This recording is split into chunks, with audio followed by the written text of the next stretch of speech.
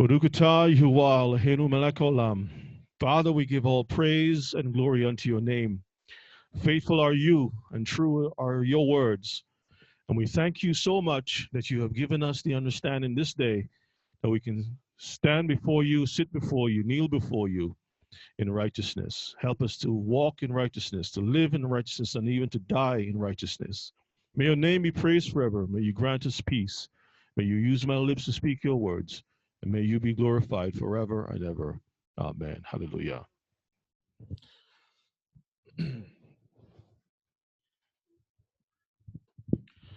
So let's talk about the Great War, family. That's something that is definitely needed. We're going to be looking at some scriptures to gain some understanding of what is to come in the near future. I know it is customary for assemblies to talk about so many other things and not go into the prophecies of Scripture because there is a fear that's upon many people, and also a great ignorance upon many people of the things that is to come. In most cases, when we think about religions, we find that no one wants to really deal with the main uh, issues at hand, and we have to take a different stand, and we have to not ignore what is written, but go to it. And one of the things that is written, as Solomon once said, there's a time for love and time to hate. There's a time for peace, and there's also time for war. There's a time for everything under the sun. We cannot ignore that the time is coming. There must be a great war. And there's a reason why there must be a great war. When you open up the Bible and you read the book of Genesis, you find that mankind has gone so far away that the Most High don't even recognize them as part of his creation. They become so corrupt that the image of Elohim is lost. But Noah was the only one who stood before our Elohim with a face that resembles him. He found grace in his eyes. He's found refuge. And family, we are finding ourselves in that day and age that it is written, as it was in the days of Noah, so shall it be in the coming of the Son of Man. We are seeing signs all around us that is very hard to ignore. And churches are not taking the initiative to really bring this thing up. What they're talking about is something completely different. But we're going to read scriptures today and just to go through it because it is needful. Just like understanding who the Hebrews are, and no one really goes into that stuff, and showing up, looking at the prophecies, people ignore all that. And all they want is to go straight to paradise and be with God forever. Well, there are things that has to happen, and we want to take a look at that. I want to share with you all some news first to give you a little bit of idea of why it is so important for this great war to take place. Let me get my thing here together. Come on. Why it is important for this great war to take place. I was looking at a news report. This is, I think it's still in today's news. Let me make it bigger so we all can see it. Close this out. All right. This will give us an idea why the Most High, what happened here? That's not what I wanted. Okay, so now this is doing some, all right.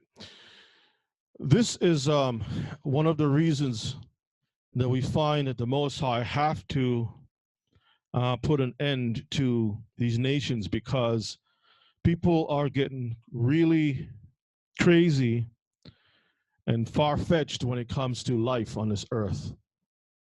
This news report I saw, let me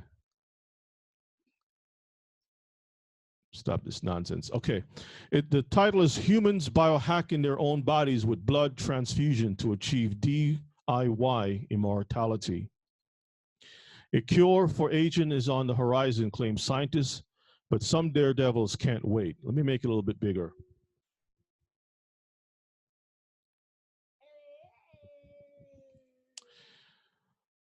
I'll just read a few parts of this article and get right into our reading for today. Anti-aging science has never been more hyped, with breakthrough in genetic engineering and drug discovery pushing the boundaries of what was once dismissed as science fiction. Although futurologists have said immortality is possible, some scientists believe delaying the onset of aging is more ethical, and research into this is booming. Longevity biotech firms received $800 million in funding in 2017, compared with less than half that in 2014, according to data from cbinsights.com. Quote, in the past decade, we have made a major discovery. Gerontologist Richard Miller at the University of Michigan told New Scientist, quote, we have proven that you can slow the aging process using drugs. The process of taking such a drug through clinical trials takes around 7 years, with the majority failing to get approved for safety reasons or because they just don't work for humans. Some people, dubbed biohackers, are willing to dabble in DIY anti-aging medicine and other hacks which have not passed these stringent tests despite the high risks. We know biohacking happens all the time. Lynn Cox, a biochemist at the University of Oxford, told New Scientist, there's a lot of DIY, she added, from unregulated blood transfusions to off-label pill popping. Biohackers are putting their health in their own hands rather than those of qualified doctors. Let me scroll down here. The grim, somewhat vampiric practice of swapping blood between a young person and an older person is called parabiosis. Parabiosis.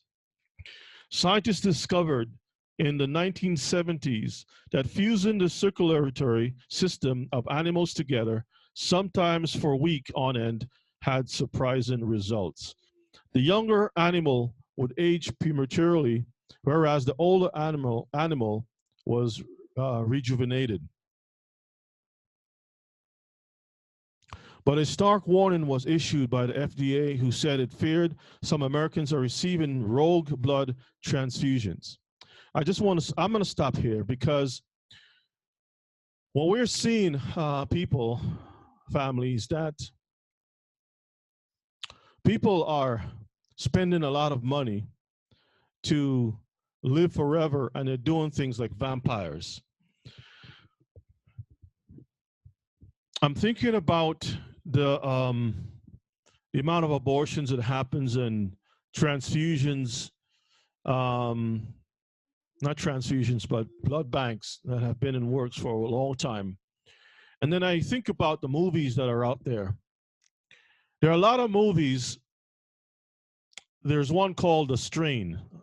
Some of y'all have heard of it, and some of y'all have never heard of it. But it's a movie that echoes the so-called Third Reich of Nazi Germany, setting up a process in place where they start to do what you call the final solution of destroying certain people in society. And this movie in particular were setting things in a future where there's a certain type of being, which is almost like a vampire, that releases these worms or spores into society, causing the people to change into vampires like themselves. And they went through this whole media propaganda movement of making people believe that the society of the future is going to be free of war. It's going to be a society where there will be no more suffering. And this utopia was advertised and people actually believed it. But before they did this, they started doing chaos. Then they dropped a bomb, and the bomb caused what you call a nuclear winter, where the sun was blocked out. And once the sun was blocked out, there was just enough light from the sun to allow people to operate, but for the vampires to come out of the darkness and to be out in open public and whatnot. It sounds to me like what they're doing right now with the blocking out of the sun. Who are they really blocking out the sun for? What are they doing with all these technologies and stuff? You have the sperm banks, and some of the technologies about trying to live longer is the use of sperm. People are utilizing sperm because it's a male continues to produce it all the time, so you can always acquire it and use that to work in the body. They have learned and studied how to do these things. Interesting thing about the same movie called The Strain is that they in a movie those vampires have a so-called white blood, a blood similar to that of semen, and there's worms that moves around similar like this the sperm itself. Okay, it's an incredible movie because it sets up a really diabolical future family. And what they have done was set up, after they have wiped out a certain segment of humanity, they said we need to repopulate society, so we need our women to come out in these centers and produce babies. They don't show you how the babies are conceived, but the women are pregnant, and then they take the harvest the babies, and brothers and sisters, the babies are used to keep those vampires, give those vampires long life. And then they take the bodies and process them into like you see the Red Cross centers. They have a warehouse where they process these bodies into blood banks and different things like that, and get rid of the bodies. So they're keeping the people alive just to support the vampire system. Brothers and sisters, when you look at the movies, you notice that there is a push for population control. But I'll tell you, there will be a population control, but not at the hands of man. The Most High will do it himself. And this is why we're going to have the great war. He must destroy the wicked. These Gentiles are people, very interesting people, because for some reason or the other, their minds are always working against the Most High. I can't explain it because maybe it's not for me to explain, but it's just interesting how a certain type of people, for some reason or the other, they're just bent on changing things from the way that the Most High made it to be. They're not satisfied with the way things are. They have to find some means to modify themselves and everything else around them. Now, dogs themselves are not even the way that they're supposed to be. Let me show you this other article. This was in the news just yesterday. Let's see if we can close this out. Give me 1 second.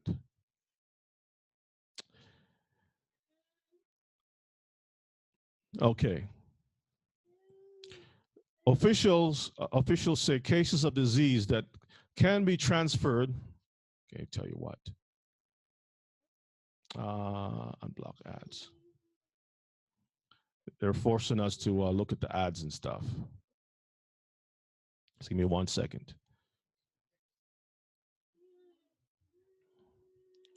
Okay, so let me do this. Give me 1 second.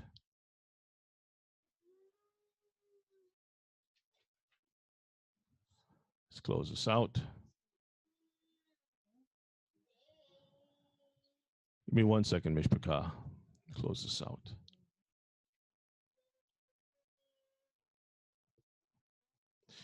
So there was an article published just yesterday. Officials, cases of disease that can be transferred from dog to human confirmed in Iowa.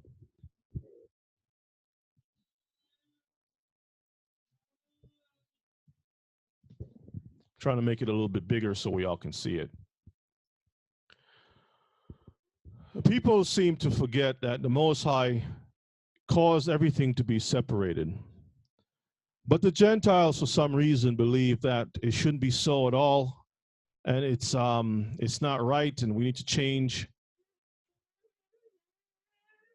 Okay, this thing is taking me all over the place. Give me 1 second, family.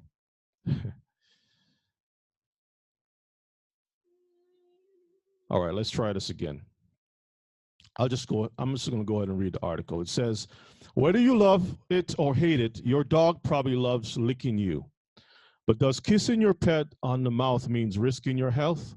State officials are warning the public about a disease in dogs that can be passed to humans. State veterinarian Dr. Jeff Kaysen has confirmed several cases of canine brucellosis. Brucellosis, I guess that's how it's pronounced. Coming from a commercial small dog breeding facility in Marion County, the sickness is known to only affect dogs and humans, according to the Iowa Department of Public Health. We are in the process of notifying the individuals who have custody of the exposed dogs. A Friday news release from Iowa Department of Agriculture and Land Stewardship states both the animals and the facilities are quarantined while the dogs undergo clinical testing. Zoonotic bacteria disease, zootonic meaning the sickness that can be transmitted from one animal to people or other types of animals, is spread through reproductive fluids, the release states. Signs of disease in a dog include infertility, spontaneous abortions, and stillbirths, according to the Department of Public Health. Symptoms for humans include fever, sweats, headaches, joint pain, and weakness. Those who have recently acquired a small dog from Marion County should get their pet tested. Kassan said, any questions should be directed to your primary doctor or Department of Public Health. Pet owners, and those who come in contact with animals are being reminded to wash their hands regularly. The threat to most pet owners is considered very low. The release reads, dog breeders, veterinary staff, and anyone who comes in contact with blood, tissue, and fluids during the birthing process may be at risk, higher risk, and should consult their primary care physician. The disease is most common in kennels and breeding facilities. Let me see what else I want to read from this. Anyway, so what do you expect when you have this? Every show that you watch, there's a dog. Every commercial, there's a dog. Everything is a dogs. And people don't realize the dangers associated with an animal who has a whole different system than ourselves. And these animals have a way of cleaning themselves that is totally different. If you have a child that turns his face into his buttocks and cleans his behind by licking it, family, would you kiss that child? If you have a friend that does this, a friend that picks his nose and eats it, a family member. Most people don't think about it, but they would get upset when we present the stuff. And I'm showing you what the so-called doctors are saying, but people, again, will never listen. This is why we have to have a great war. Let's close this out. We're gonna go to going to go to the book of Revelations, chapter 12. You want to say something? Yes. Yes, go ahead. They call them nowadays fur kids. They call the dogs and animals fur kids. Fur kids? Yes, that's what they call them now. We are in danger as a people when we try our very best to be set apart, and these the DNA of these people who have DNA mixed with other creatures, because the Bible says that all flesh had corrupted his way. How did this happen? Do we need to have scientists to tell us something that the Most High already told us not to do and have forewarned us? Or are we going to be stiff-necked people and try to be as a heathen?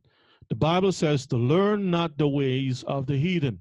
It's not about the Christmas tree alone. It's about the way that they do stuff. They believe it's okay to sleep on a bed with an animal.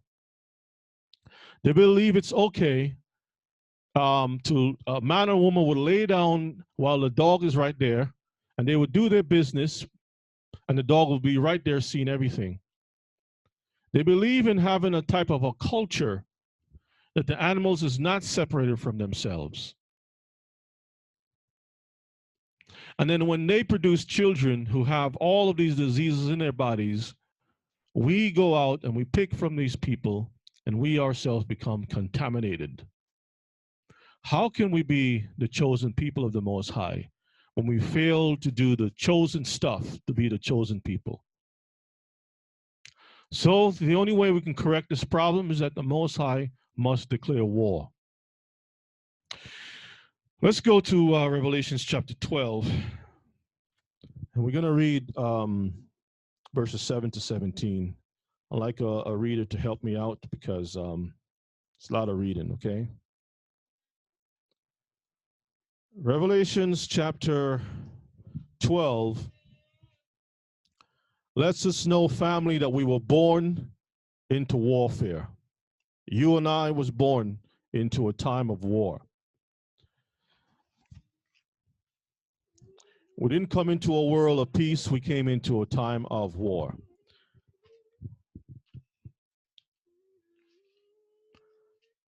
And I'm looking forward to that great war to bring an end to the powers that be, because I simply don't know of any other solutions.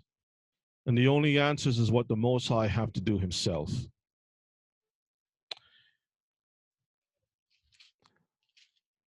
So we're going to pick it up at verses 7. All right. My readers ready? Shalom, shalom. Go ahead, brother. And there was war in heaven. Michael and his angels fought against the dragon, and the dragon fought and his angels, and prevailed not, neither was their place found any more in heaven. And the great dragon was cast out, that old serpent called the devil and Satan, which deceived the whole world. He was cast out into the earth, and his angels were cast out with him. And I heard a loud voice saying in heaven, now is come salvation and strength and the kingdom of our Elohim and the power of his Messiah. For the accuser of our brethren is cast down, which accused them before our Elohim day and night. Let's pause for a moment. If you notice, there's a war first, and then there's salvation. Now salvation is coming. There must be some deliverance. We cannot continue to operate the way we are unless there's a war. There must be a cleansing. Let's continue. Verses 11. And they overcame him by the blood of the Lamb and by the word of their testimony, and they loved not their lives unto death. Therefore rejoice, ye heavens, and he that dwell in them. Woe to the Inhabitants. inhabitants of the earth and of the sea, for the devil is come down unto you, having great wrath, because he knoweth that he had but a short time. Mm-hmm. And when the dragon saw that he was cast unto the earth, he persecuted the woman which brought forth the man child. And to the woman were given two wings of a great eagle, that she might fly into the wilderness, into her place where she is nourished, into her place, Nourished for a sorry, time. nor, where, let me repeat that again, where she is nourished for a time, and times and a half, a time from the face of the serpent. Mm-hmm. Verse 15. And the serpent cast out of his mouth water as a flood after the woman, that he might cause her to be carried away of the flood. And the earth helped the woman, and the earth opened her mouth and swallowed up the flood which the dragon cast out of his mouth. And the dragon was wroth with the woman, and went to make war with the remnant of her seed, which keep the commandments of Elohim and have the testimony of Yeshua HaMashiach. Brothers and sisters, every one of us were born into war. It's an ongoing war. And wars are not just bombs and guns and arrows and shields and stuff. There's also a propaganda. There's a media war, spiritual war. There are wars on different fronts and different levels. But the war is still ongoing. Back in World War II, there were people who were set up to do propaganda, to broadcast on the radio things to sway the soldiers from having the desire to fight on.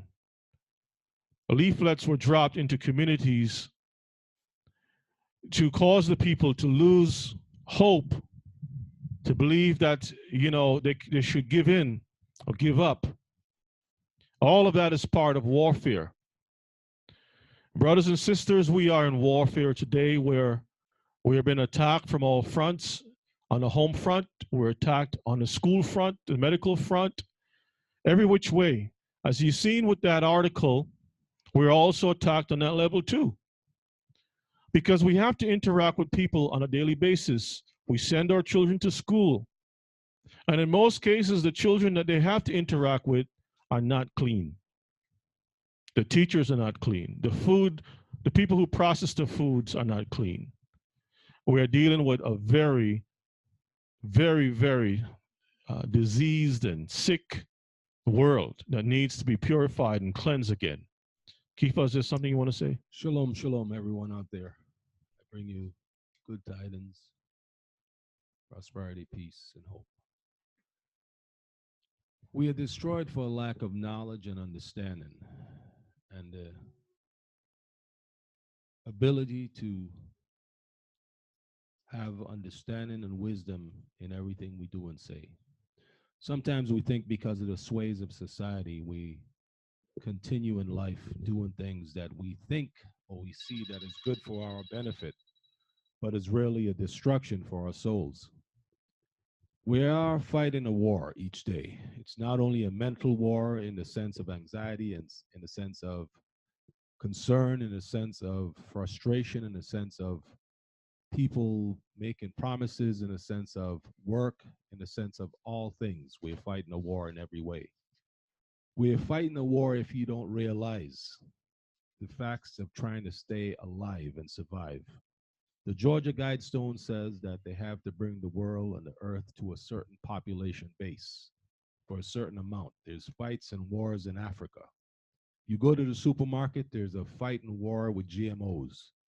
You go to the Home Depot or Lowe's, there's a fight for your life with the foods that you have from Roundup back down, Monsanto and everything. But the most difficult fight is between each other that we have. The difficulty to live in peace and harmony the difficulty to be in the sense of truthful to each other. This difficulty would cost most of us our lives by swaying in the wrong direction. The food we eat is compromise. The air we breathe is compromise. The vehicles we drive is compromise because they're all electronic. They could make a mind of their own and do whatever they have to do. The only thing we can have faith in and faith on is the Most High who created everything.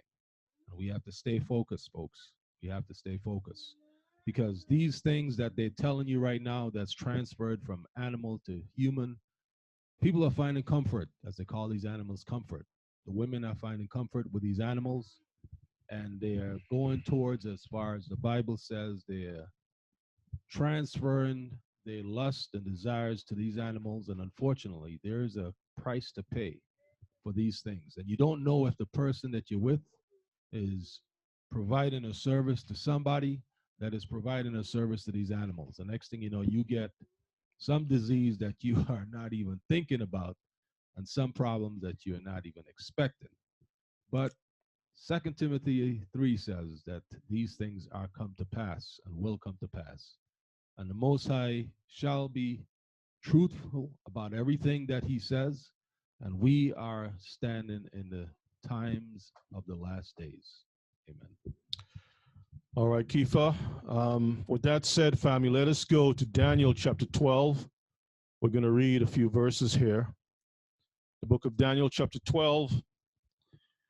And we're going to read verses, 3 to verses 4, okay? Just those two verses, 3 to verses 4. And they that be wise shall shine as the brightness of the firmament, and they that turn many to righteousness as the stars forever and ever. But thou, O Daniel, shut up the words and seal the book, even to the time of the end.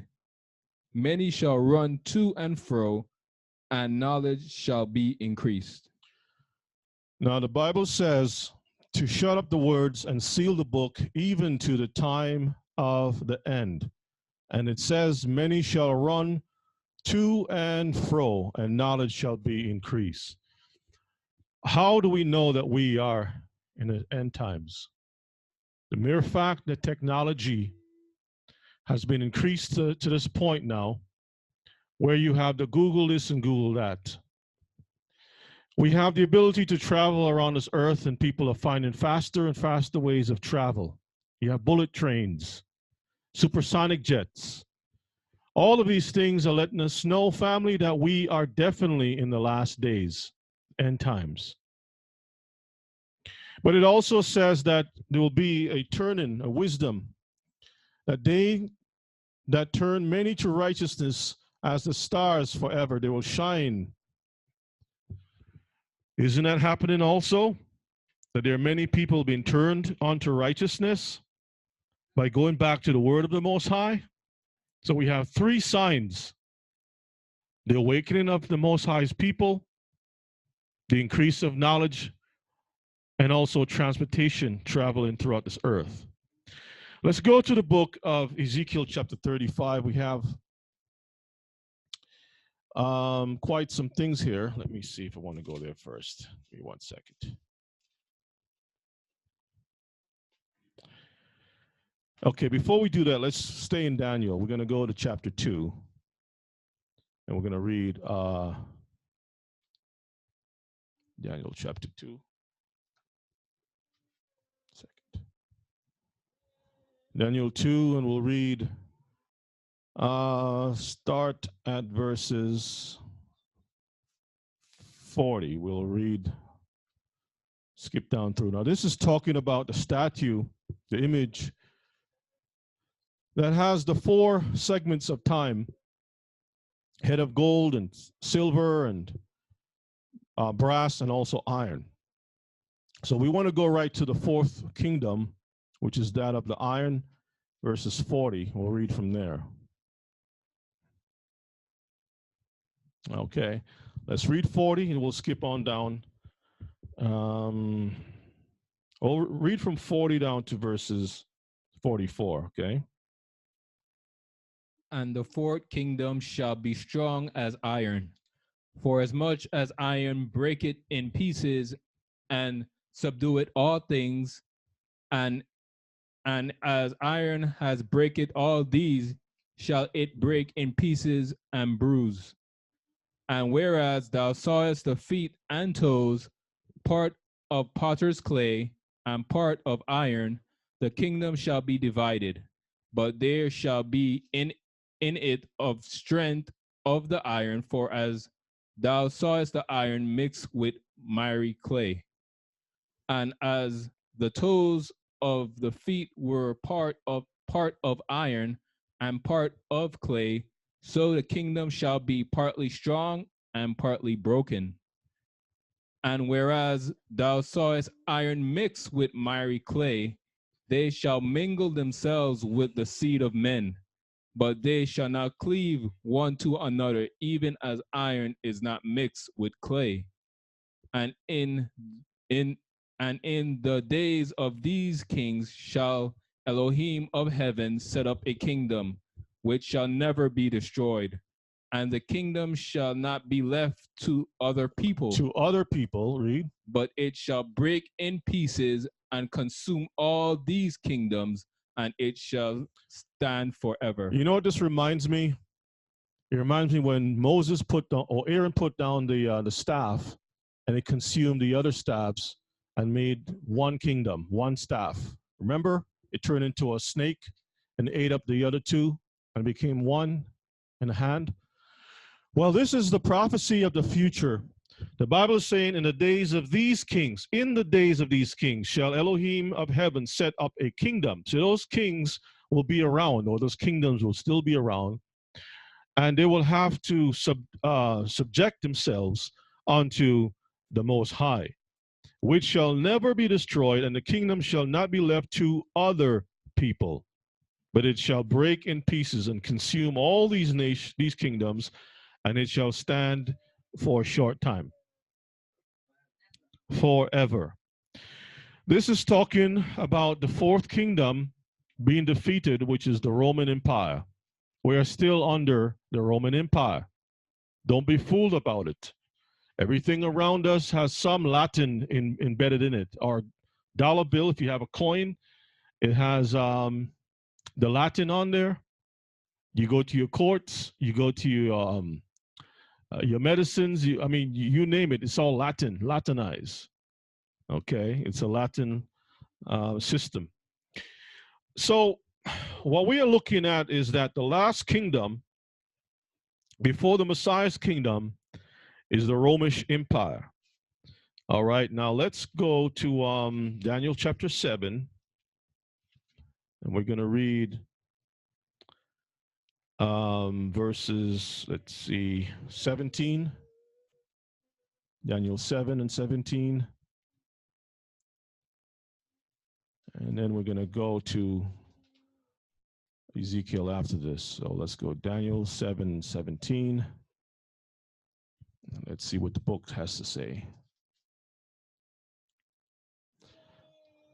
These great beasts, which are four kings, which shall arise out of the earth. Verses 18. But the saints of the Most High shall take the kingdom and possess the kingdom forever, even forever and ever. All right. So the Bible is saying that there were great beasts also, not just the statue that had four different types of metals, but also there are four beasts which are connected to the same system that we talked about before: the Babylonians, the Median Persian Empire, the Grecian Empire, then finally the Roman Empire, which is where we are today. And so you have four beasts which represents those empires, and we are at the final and diverse beast. Now let's skip on down to verses. Let's go down to verses 25. Okay. Actually, 21. Let's start from there. I beheld, and the same horn made war with the saints, and prevailed against them Mm-hmm. until the Ancient of Days came and judgment was given to the saints of the Most High. And the time came that the saints possessed the kingdom. Thus he said, the fourth beast shall be the fourth kingdom upon the earth, which shall be diverse from all kingdoms, and shall devour the whole earth, and shall tread it down and break it in pieces. All right, let's skip on down to verses 26. But the judgment shall sit, and they shall take away his dominion, to consume and to destroy it unto the end. And the kingdom and dominion and the greatness of the kingdom under the whole heaven shall be given to the people of the saints of the Most High, whose kingdom is an everlasting kingdom, and all dominions shall serve and obey him. In order for us to have this thing fulfilled, brothers and sisters, there must be an end to other kingdoms. Two kings cannot sit on the same throne. There must be an overthrow of one, like you see right now in Venezuela. They're trying to get rid of that other guy and put another guy in, and that causes what? Civil war. It's the same thing. You know, there must be a war to get rid of another empire. It's not going to be some smooth transition where you're going to pass on the authority to another king. You must have a war. Okay. So with that said, let's go to Ezekiel 35. Is everyone having an issue hearing the sound of my voice in the chat room? Is everything okay? Y'all can hear me well? Okay, great. Let's go to Ezekiel. Most churches do not go into these books because it will shrink the monies that's coming in, and people don't want to hear the raw, uncut truth. It's very, very offensive. And after all, the God of Christianity is a God of love and not one of war. So let us see what the future is holding out for the world. The Bible is going to declare war on the nations because they have turned the Most High's order upside down. So let's read from chapter 35, verses 1. Moreover, the word of Yahuwah came unto me, saying, Son of man, set thy face against Mount Seir, and prophesy against it, and say unto it, Thus say Yahuwah Elohim, Behold, O Mount Seir, I am against thee, and I will stretch out my hand against thee, and I will make thee most desolate. Does that sound like peace or war? That's war. Let's continue on. I will lay thy cities waste. That's war. And thou shalt be desolate, and thou shalt know that I am Elohim. Because thou hast had a perpetual hatred, and has shed the blood of the children of Israel by the force of the sword in the time of their calamity, in the time that their iniquity had an end. Now let's pause for a moment. If Israel is no longer a people, how could this be kept on file? Oh, let me put it a different way. Why would this be something of importance to be brought up into memory if Israel is no longer relevant in the future? The Most High is letting the prophets know to prophesy these words against Mount Seir. I'm not sure if anyone knows who Seir is, but that's another word for whom. Let's see if anyone is thinking in the chat room. Seir. Let's pull something up here. I want you all to see Sair, what it means, okay? Some of y'all who are new probably have never seen the definition of this word. We're going to pull it up in real time that you all can see it, okay? Yes, you're answering correct in the chat room, but it's a little bit more than that. Let's see. All right, I see. Okay, y'all got it. Sair. Let me click on this right quick. Strong's H8165. Seir. Seir. Seir. All right. Now, let's see what it says. It says hairy or shaggy. The patriarchs of the Horites, the inhabitants of Edom before the descendants of Esau, the Edomites. And what does it mean?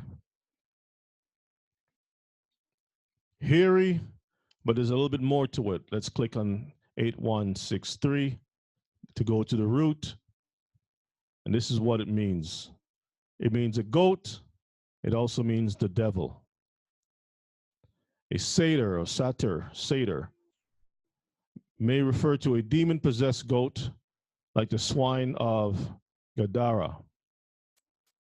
All right? So it simply means a something demonic.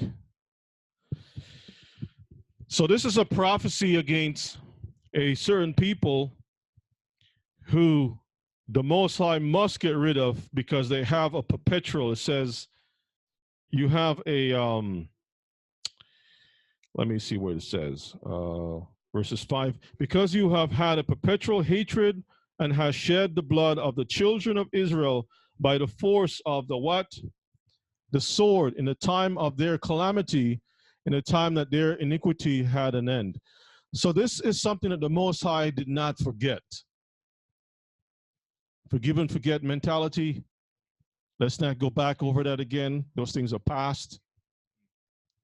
Let's see what verse 6 says. Yes, 6.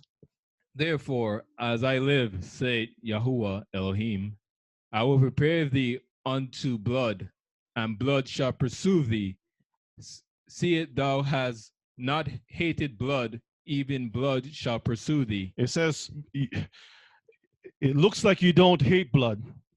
Because you don't hate blood, you don't abhor the blood, blood is going to pursue you. Then we look at it, didn't we just look at an article that show you how the people were pursuing blood? First of all, they love war. They love prisons, build prisons. The medical facility is always siphoning blood. They're always shedding blood. They're always designing weapons of war. You can't get the guns away from them. They love the sale of guns. They love armaments. They love nuclear bombs. Everything about them is about shedding of blood or contaminating blood. Now they love drinking the blood. They love to have bloody steaks. Everything about them is blood, blood, blood. So the Most High said, okay, you love blood. Blood is going to also pursue you. Let's read. Verse 7. Thus will I make Mount Seir most desolate, and cut off from it him that passeth out, and him that returneth. Let me ask this question. Where's Mount Seir today? The Edomites. If the Edomites have been destroyed a long time ago, how can this prophecy come to pass?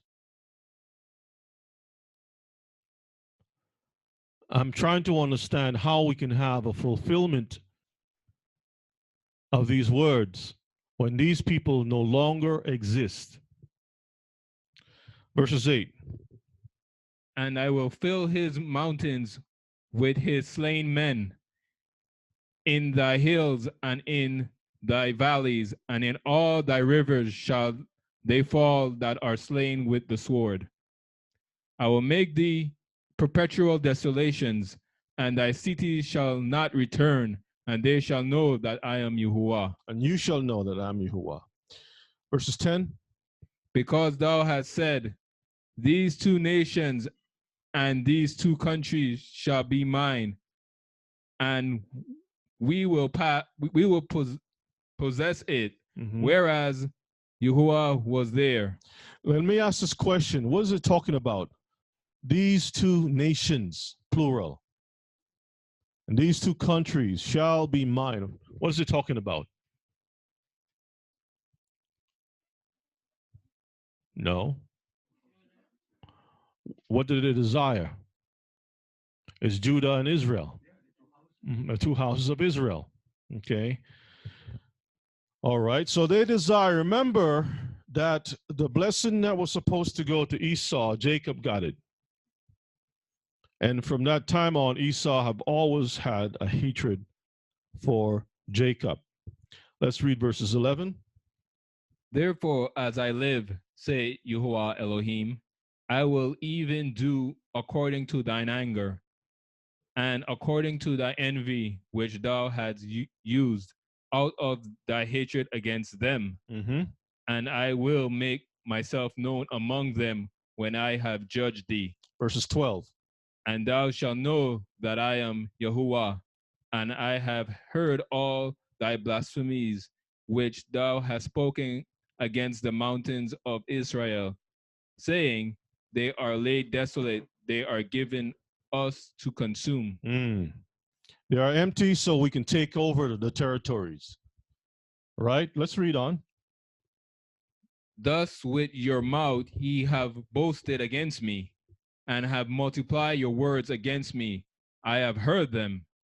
Thus saith Yahuwah Elohim, when the whole earth rejoiceth, I will make thee desolate.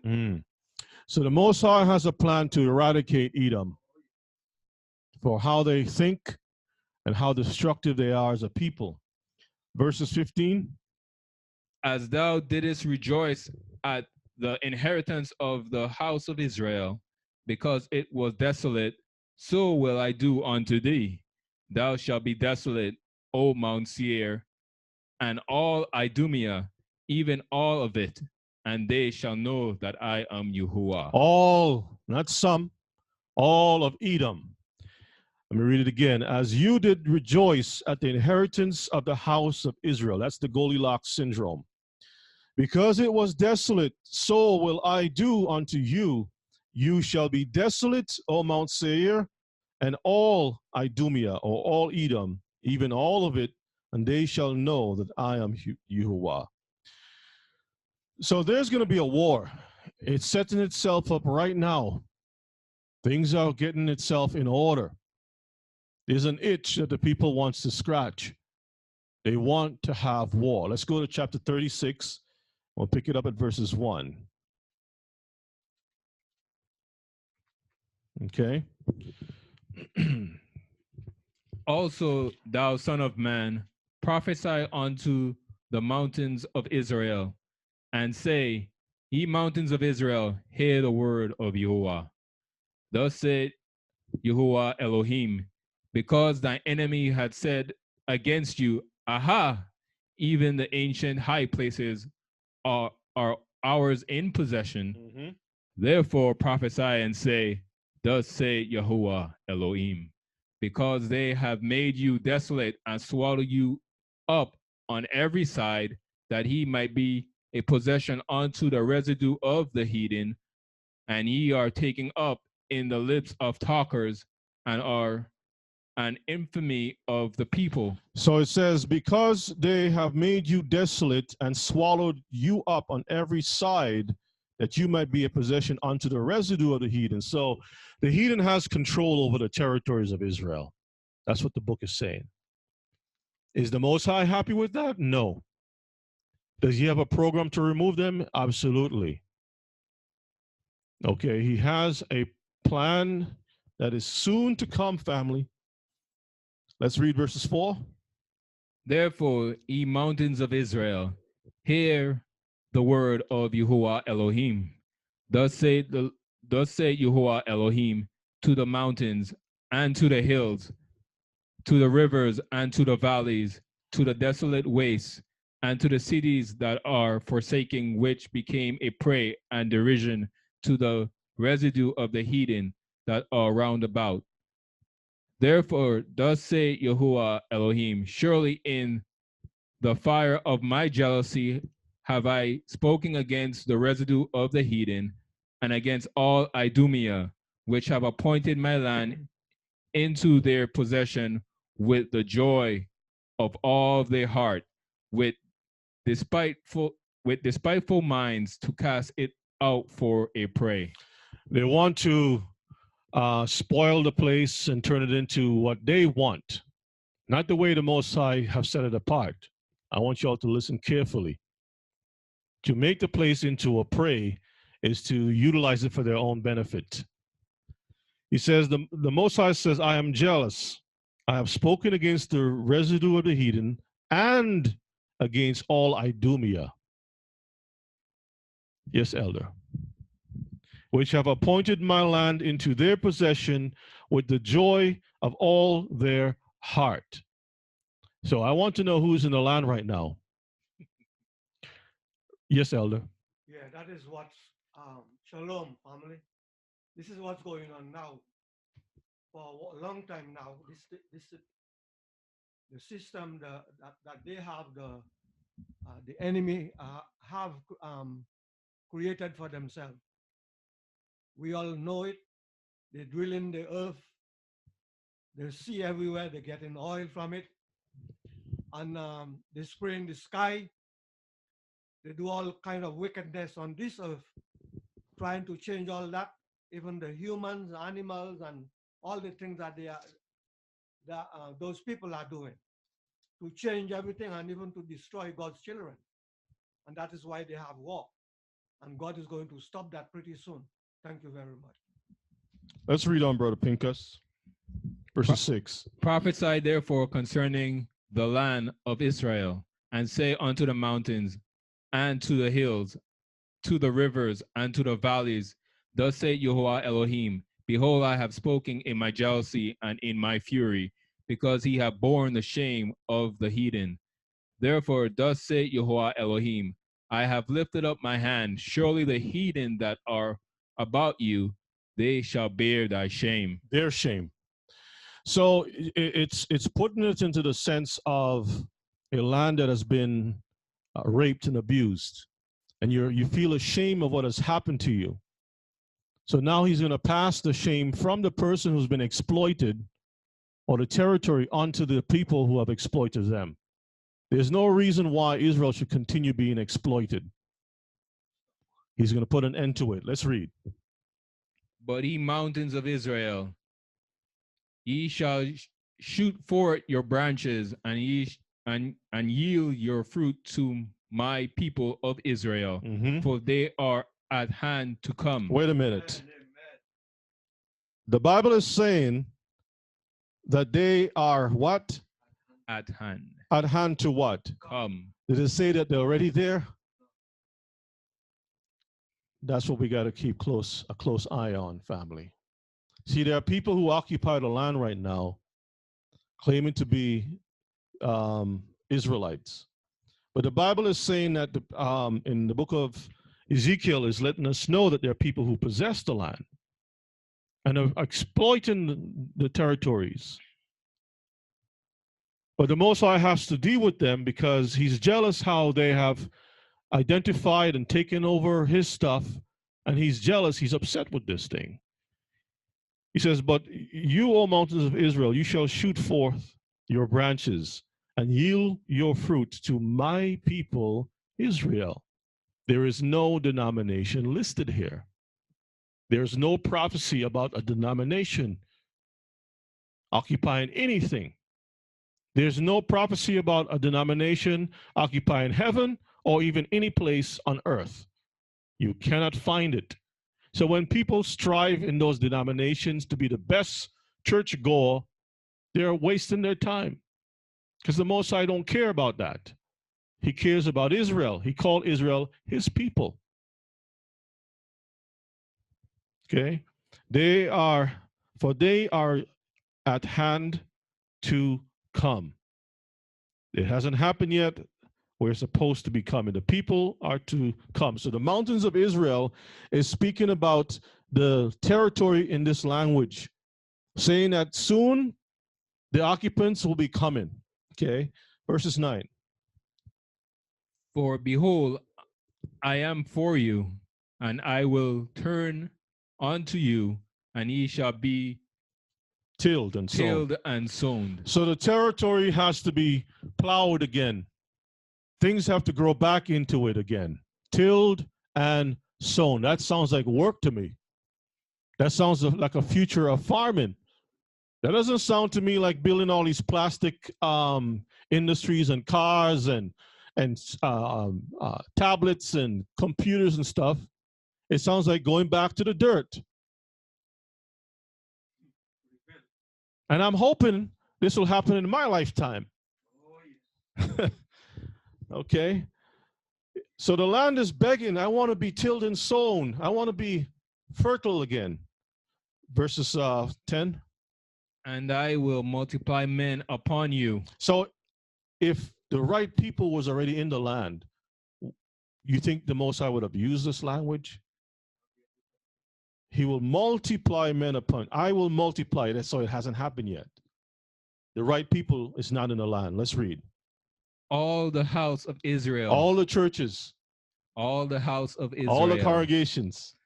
All the house of Israel. Read on. Even all of it. No, one tribe, Jewish people. All of it. So we have a problem.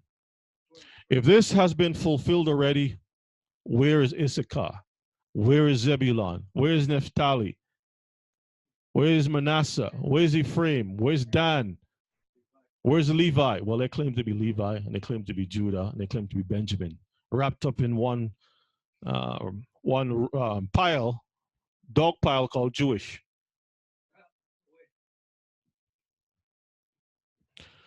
Let's read. And the cities shall be inhabited, and the ways shall be built. Shall be. Shall be. Read.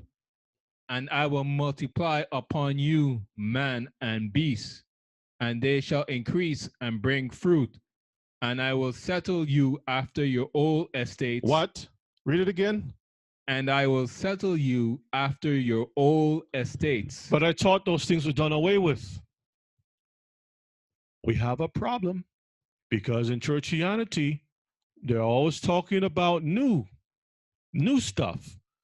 Why would the Most High speak about a future where old stuff will be brought back into being? What are the old stuff? We're not talking about the Garden of Eden. We're talking about the old stuff, the old estate. Okay? All the laws, statutes, and commandments that people run away from and try to find wormholes through it, they cannot run away from it this time. So if they want to enjoy their fantasy right now, that's fine, because in the future, you're not going to have a fantasy. It'll be a reality.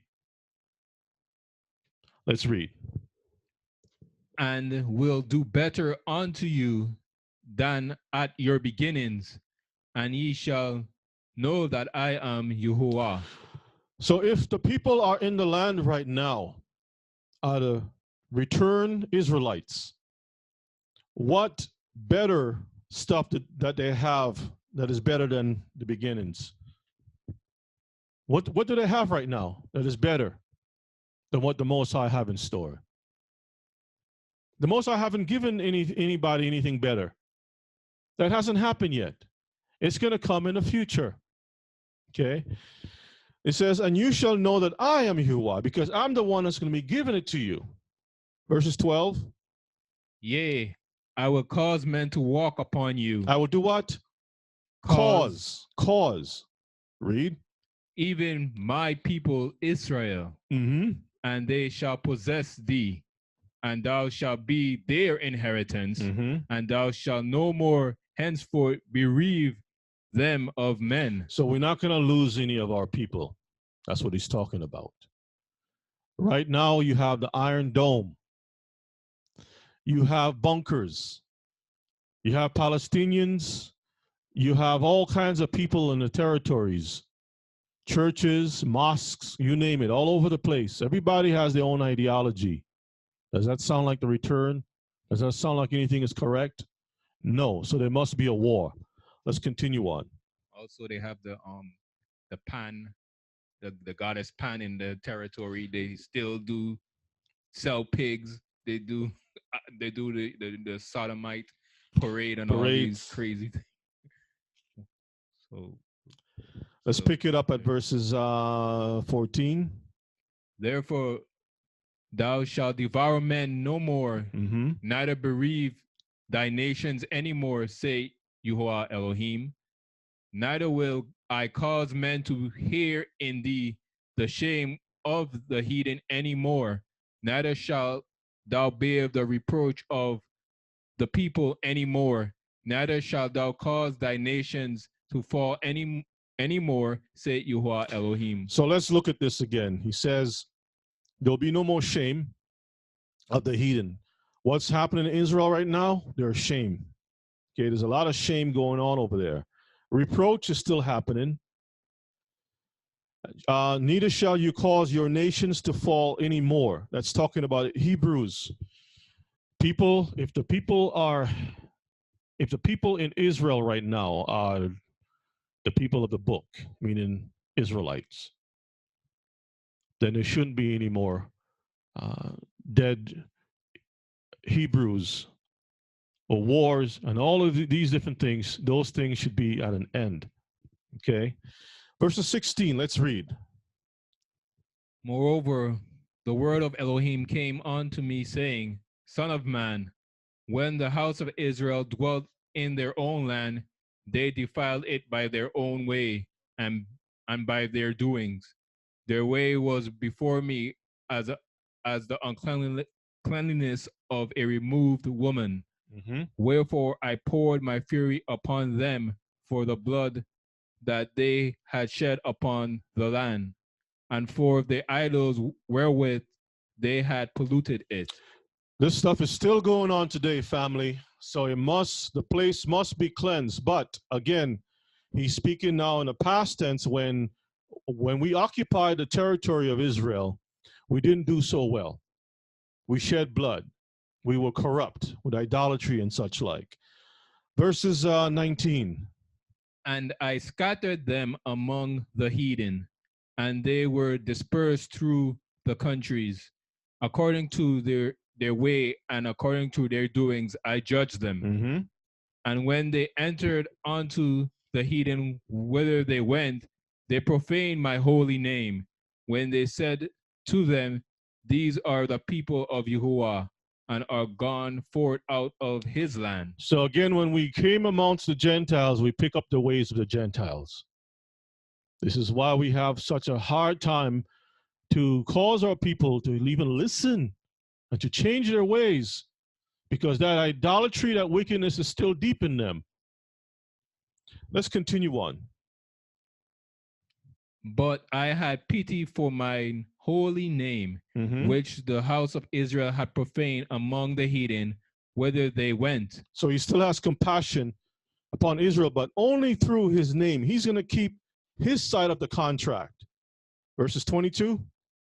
Therefore say unto the house of Israel, Thus saith Yahuwah Elohim, I do not this for your sakes, O house of Israel, but for mine holy name's sake, which he hath profaned among the heathen, whither he went. And I will sanctify my great name, which was profaned among the heathen, which he hath profaned in the midst of them, and the heathen shall know that I am Yahuwah, say Yahuwah Elohim, when I shall be sanctified in you before their eyes. So he has to clean us up, and he's going to do it himself. Let's read on. For I will take you from among the heathen and gather you out of all countries, and will bring you into your own land. Then will I sprinkle clean water upon you, and ye shall be clean. From all your filthiness and from all your idols will I cleanse you. Does it say some of it? He says all of it. Has that happened yet? No. Family, these are prophecies that the church will not talk about.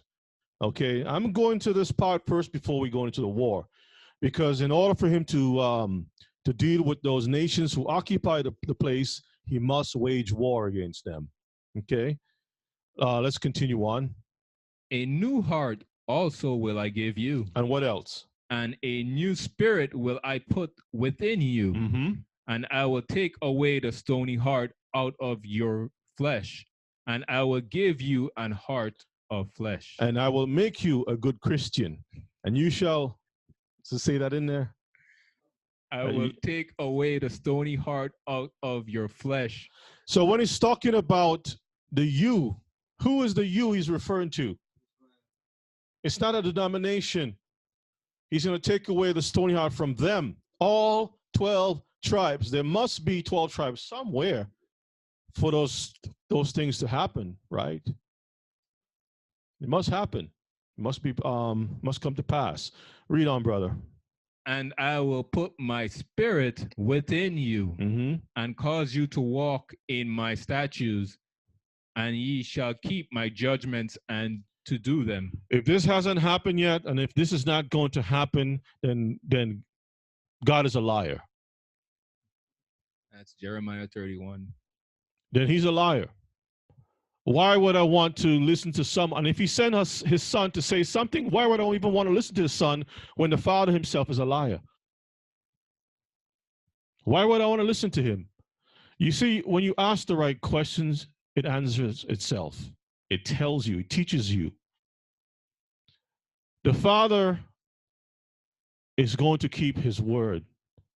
His son is going to keep the father's word. All right, let's read on. And ye shall dwell in the land that I gave to your fathers, and ye shall be my people, and I will be your Elohim. One of the requirements that he's going to do when he changes and give a new heart is to do what? Keep the commandments, the statutes and the judgments. It's the commandments. That new heart means to keep the commandments. Verses 29. I will also save you from all your uncleanliness, and I will call for the corn, and will increase it, and lay no famine upon you. Mm-hmm. And I will multiply the fruit of the tree and the increase of the field, that he shall receive no more reproach of famine among the heathen. Amongst who?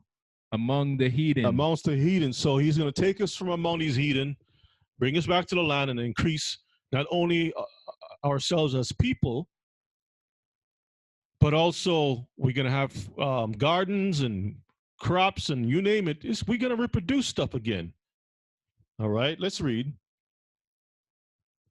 Then shall he remember your own evil ways and your doings that were not good, and shall load yourselves in your own sight for your iniquities and for your abominations. So wait a minute. If the people are pure and clean, why would he bring regret in their minds? Why would he cause them to remember those times of going astray? He says, then shall you remember your own evil ways and your doings. Because remember, the book of Revelation says that there'll be no more sorrow. You're going to forget all those things, remember? Wipe away all tears from your eyes. So what's going on here? These are two different times, family. This one has to happen because he wants to see a repented people. He's going to do some marvelous stuff, and he's going to prove us that he's going to make us, provoke us to pity, reduce us to a stage of regret.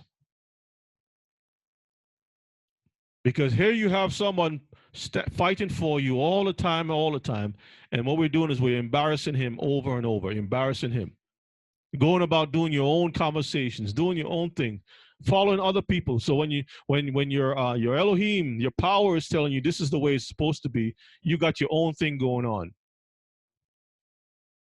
It doesn't work like that. Got too many powers in the one house. Doesn't work like that. Always going to have problems. Let's read. Not for your sakes do I this, Mhm. say Yehovah Elohim. Be it known unto you, be ashamed and confounded for your own ways, O house of Israel.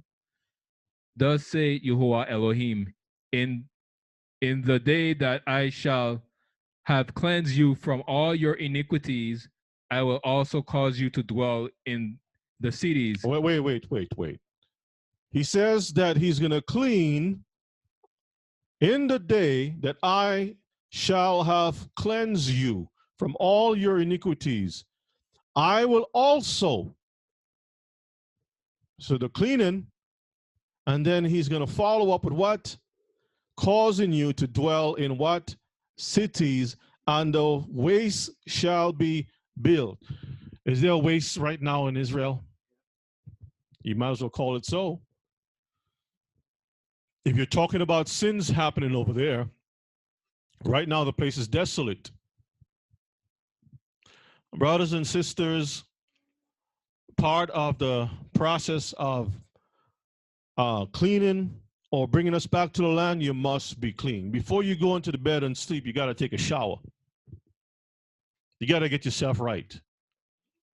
Before everything is given to you, you got to get yourself right. Let's read on. And the desolate land shall be tilled, Worked. whereas it lay desolate in the sight of all that pass by. Read. And they shall say, this land that was desolate is become like the Garden of Eden. It is the Garden of Eden. Is that what it says? It says like. Like and is two different things. Like the Garden of Eden, read. And the waste and the desolate and ruined cities are become fenced and are inhabited. Wait a minute. Fencing up. And they shall say, this land, says the land will become like the Garden of Eden, not the people. The land will become like the Garden of Eden. Okay? And the waste and desolate and ruined cities are become fenced and are what? Inhabited. These things have to happen in the future. It hasn't happened yet. Let's read on. Then the heathen that are left round about you shall know that I am Yahuwah. Build the ruined places and plant that was desolate. I, Yahuwah, have spoken it, and I will do it. So the heathen will be left because when it says left, it must be something, it must be a war. Okay, we're going to go into that. Let's read on. Thus say Yahuwah Elohim, I will yet for this be inquired of by the house of Israel to do it for them. I will increase them with men like a flock, as the holy flock, as the flock of Jerusalem in her solemn feasts. So shall the waste cities be filled with the flocks of men, and they shall know that I am Yahuwah. Now he's using shepherd talk again, and how the shepherds will, like Jacob did when he caused the sheep to drink, and they came together and produced little ones. Remember that book of Genesis? So that means that there will be reproduction in the kingdom of the Messiah. We're going to skip over 37 because it's speaking about the dry bones. The only thing that I would say about 37, let me go there real quick, is that it's speaking about taking these, putting breath into these bones again. We did a class on that, and will cause these bones to come alive. Sinews will be back on the flesh of them. This is verse 6. He prophesied, the bones came together, and so forth. And let me continue on the way down. Verses 12, therefore prophesy and say unto these bones, thus saith Yahuwah Elohim, behold, all my people, I will open your what? Graves. Open the graves and cause you to come up out of your graves and bring you into heaven. The land of It says Israel. the land of Israel. Has that happened yet? No. Okay. Now, if this is a spiritual awakening, let's say that someone has interpreted this. Oh, brother, this is not speaking about resurrection. This is speaking about the spiritual awakening. Okay. So if this is a spiritual awakening, where are the Hebrews who have spiritually awakened and have returned back to Israel? Has that happened? No. Because if it's talking about the spiritual awakening, then I guess everybody else before are lost. They're not going to till the soil. They're not going to enjoy the trees, and they'll have to wait until the resurrection day that churchianity has set up. They got to wait for that time. So it's not correct, family. All right, let's skip on down a little bit. You shall know that I am Yahuwah when I have opened your graves, O my people, and brought you up out of your graves, and shall put my spirit in you. So physical bodies, then the spirit comes right in. And you shall what? Live, and shall place you in your own land. Then shall you know that I, Yahuwah, have spoken it and what? Performed it, saith Yahuwah. Let's go down to 21. And say unto them, thus saith Yahuwah Elohim, behold, I will take the children of Israel from where?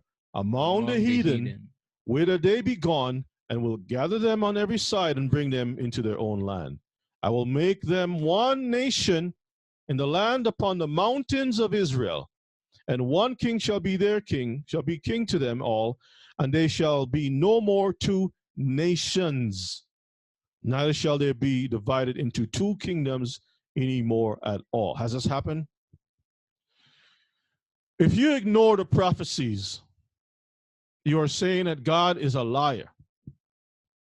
You can't say I'm serving the God of the Bible and ignore his own word, his own prophets. Let's go to let me see where else I want to go. Verses 23 says, neither shall they defile themselves any more with their idols, nor with their detestable things. Pork, the media, pornography, sodomites in the street parading, little children being exposed to all these wicked spirits, the music. Have you gotten rid of all the demonic music, the influence of the media? That hasn't happened yet. Has he thrown out or burnt all the wicked books of sorcery? That hasn't happened yet. The rest of it is talking about David shall be their prince. It's talking about the Messiah. Verse 26, moreover, I will make a covenant of peace with them. It shall be an everlasting covenant with them. Has that happened yet? All right, let's move on. Let's go to chapter 38. Let's pick up some speed here. Okay, so let's take a look at 38, because this is where we're going to go into the war parts, okay? Brother Pincus, read on for me, please.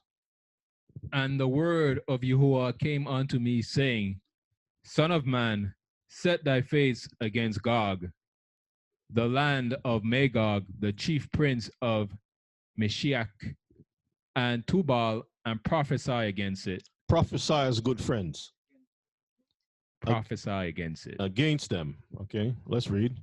And say, thus say Yahuwah Elohim, behold, I am against thee, O Gog, the chief prince of Meshech and Tubal.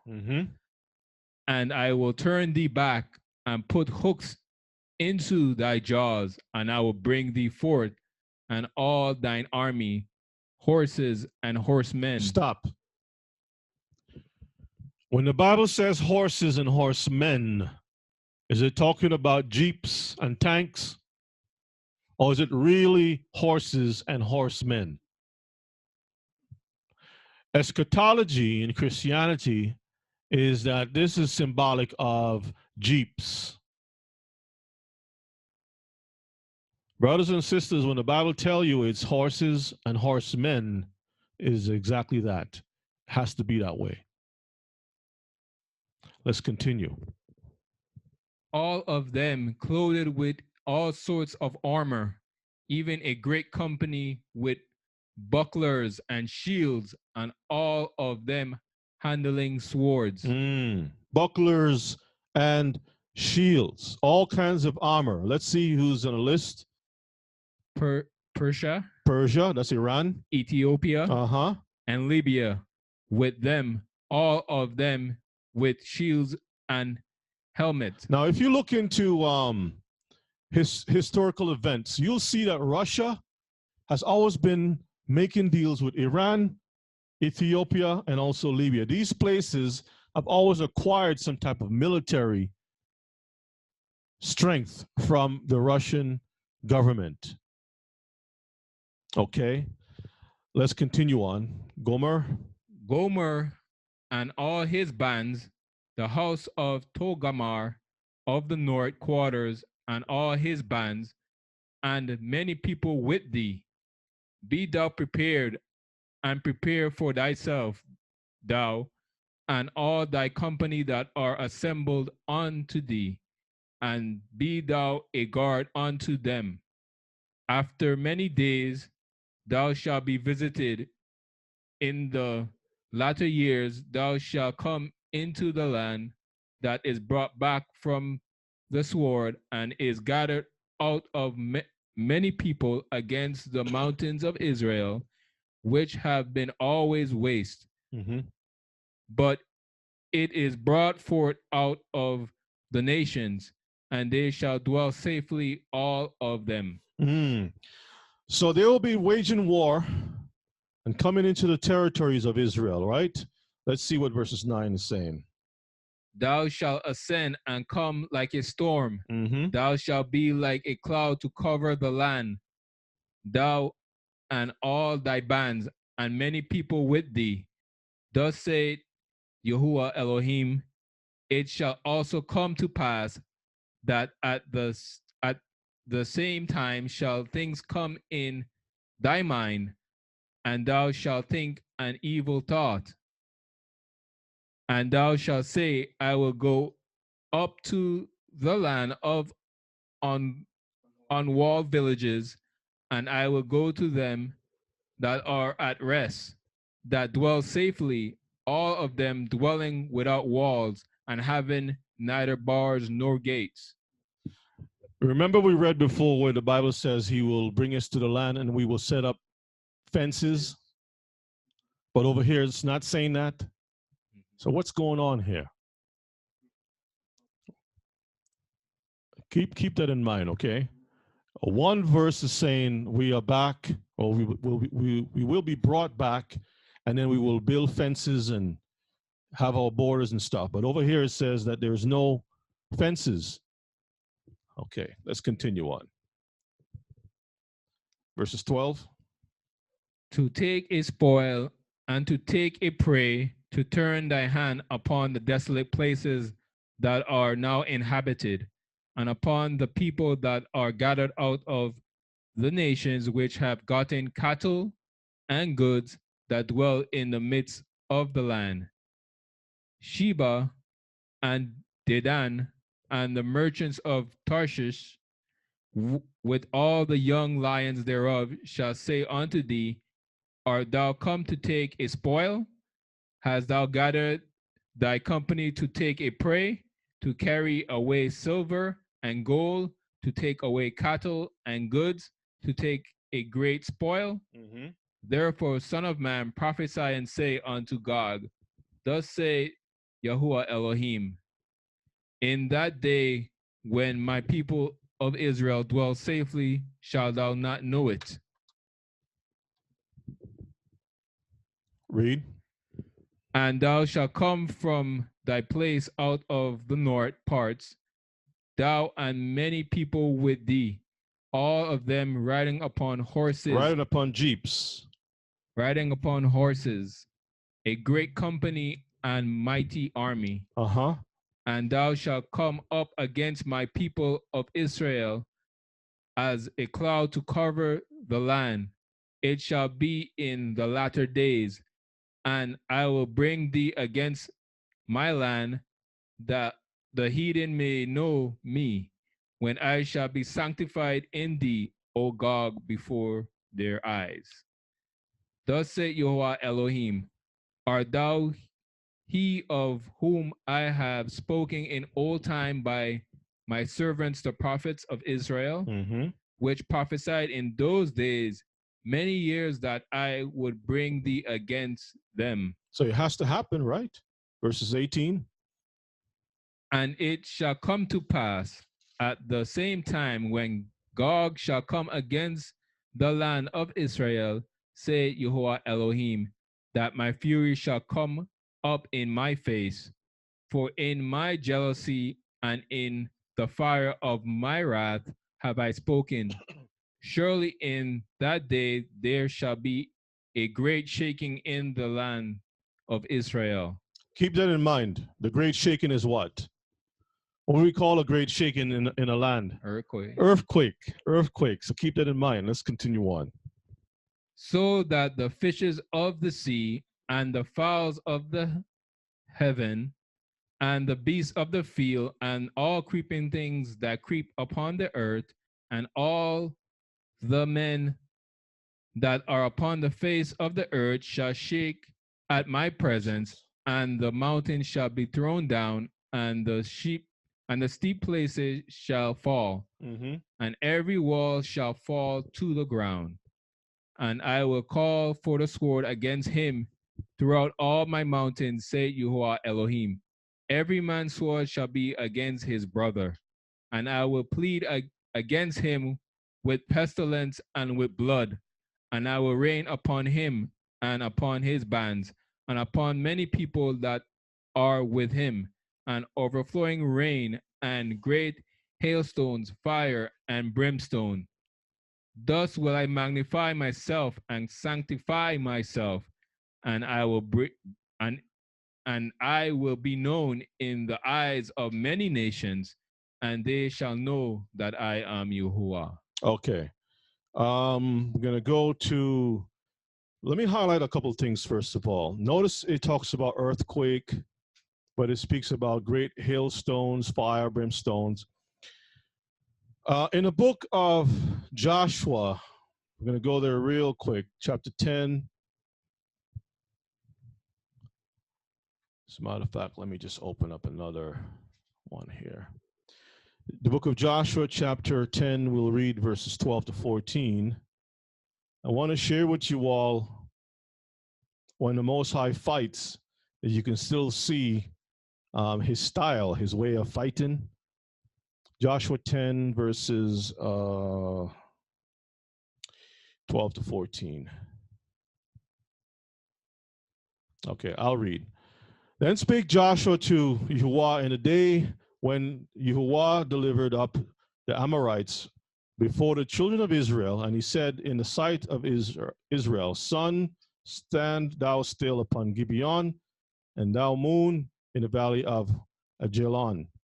And the sun stood still, and the moon stayed, until the people had avenged themselves upon their enemies. Is not this written in the book of Joshua? So the sun still stood still in the midst of heaven and hastened not to go down about the whole day. Is that the one that I want? Let me see. Hang on one second. Give me 1 second. I think I'm looking at something. 1 second. There is okay,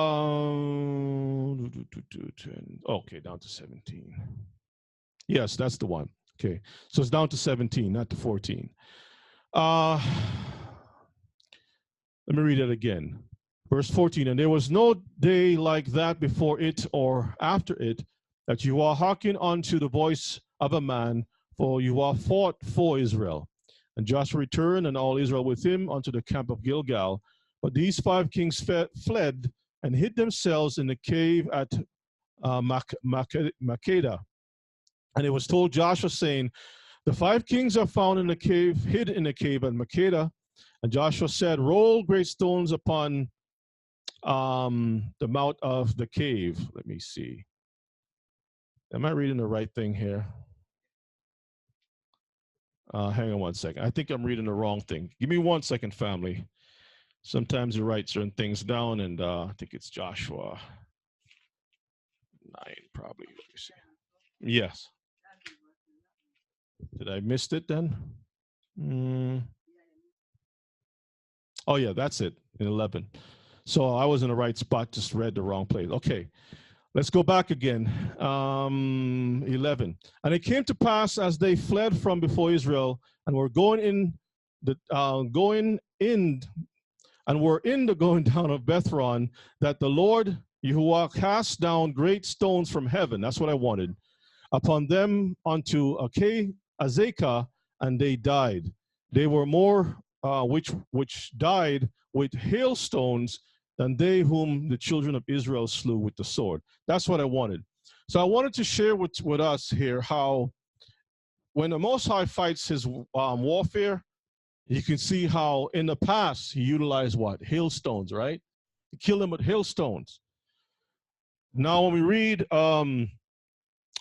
Ezekiel, go back to Ezekiel, we see also how he utilized hailstones. Now let's go to chapter 39 real quick, and I'm just going to pick through a few things, and then we're going to move on to some other parts of the book. Now, chapter 39 is going to explain to us about the war, give us a little more information. Chapter 39 says, I'll read, brother. Therefore, thou son of man, prophesy against Gog and say, Thus saith Yahuwah Elohim, Behold, I am against you, O Gog, the chief prince of Meshech and Tubal. Listen to this part. I will turn you back and leave but, what does it say? A sixth part of you, and will cause you to come up from the north parts and will bring you upon the mountains of Israel. So what he's doing is he's dividing or keeping only a remnant of Gog and Magog, right? But he's going to destroy the rest of them through a war. The reason is because when you come to the book of Revelations, it tells you that, remember, Satan is bound for 1,000 years, and then he's released, and then he's going to get some people to come and fight one last time. That's the sixth part. That's the remainder of those people. Okay. All right. And will cause you to come up from the north parts and will bring you upon the mountains of Israel. Verses 3.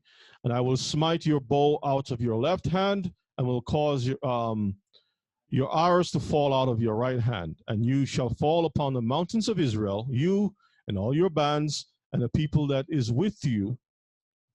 I will give you unto the ravenous birds of every sort, and to the beasts of the field to be devoured. You shall fall upon the open field, for I have spoken, it said Yahuwah Elohim.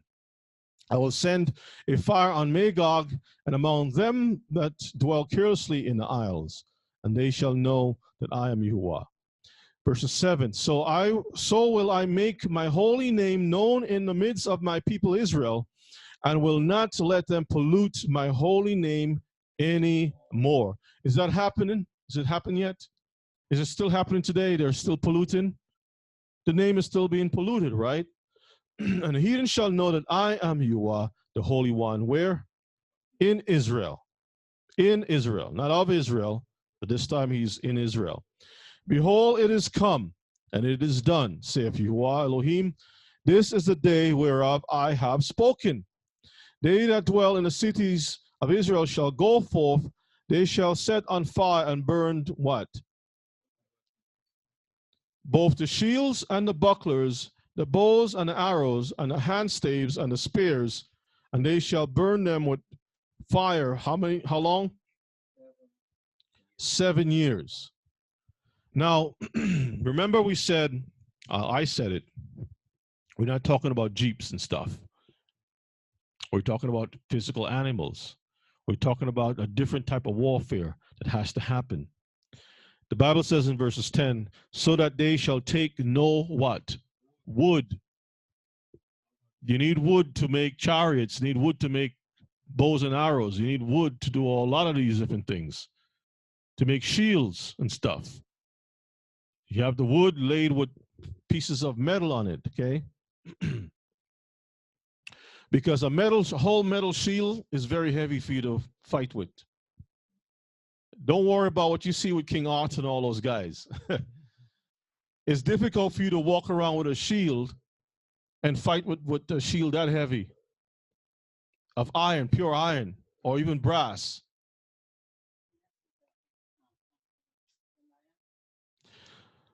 It says, so that they should take no wood out of the field, neither cut down any out of the forests, for they shall burn the weapons with fire, and they shall spoil those that spoil them, and rob those that rob them, saith Yahuwah Elohim. Church won't tell you that. It shall come to pass in that day that I will give unto Gog a place there of graves in Israel, the valley of the passengers on the east of the sea, and it shall stop the noses of passengers. You know what that means? Stench. Stench. And there shall they bury Gog and all his multitude, and they shall call it the valley of Hamon Gog. And 7 months, 7 moons shall the house of Israel be burying of them, that they may cleanse the land. 7 months, right?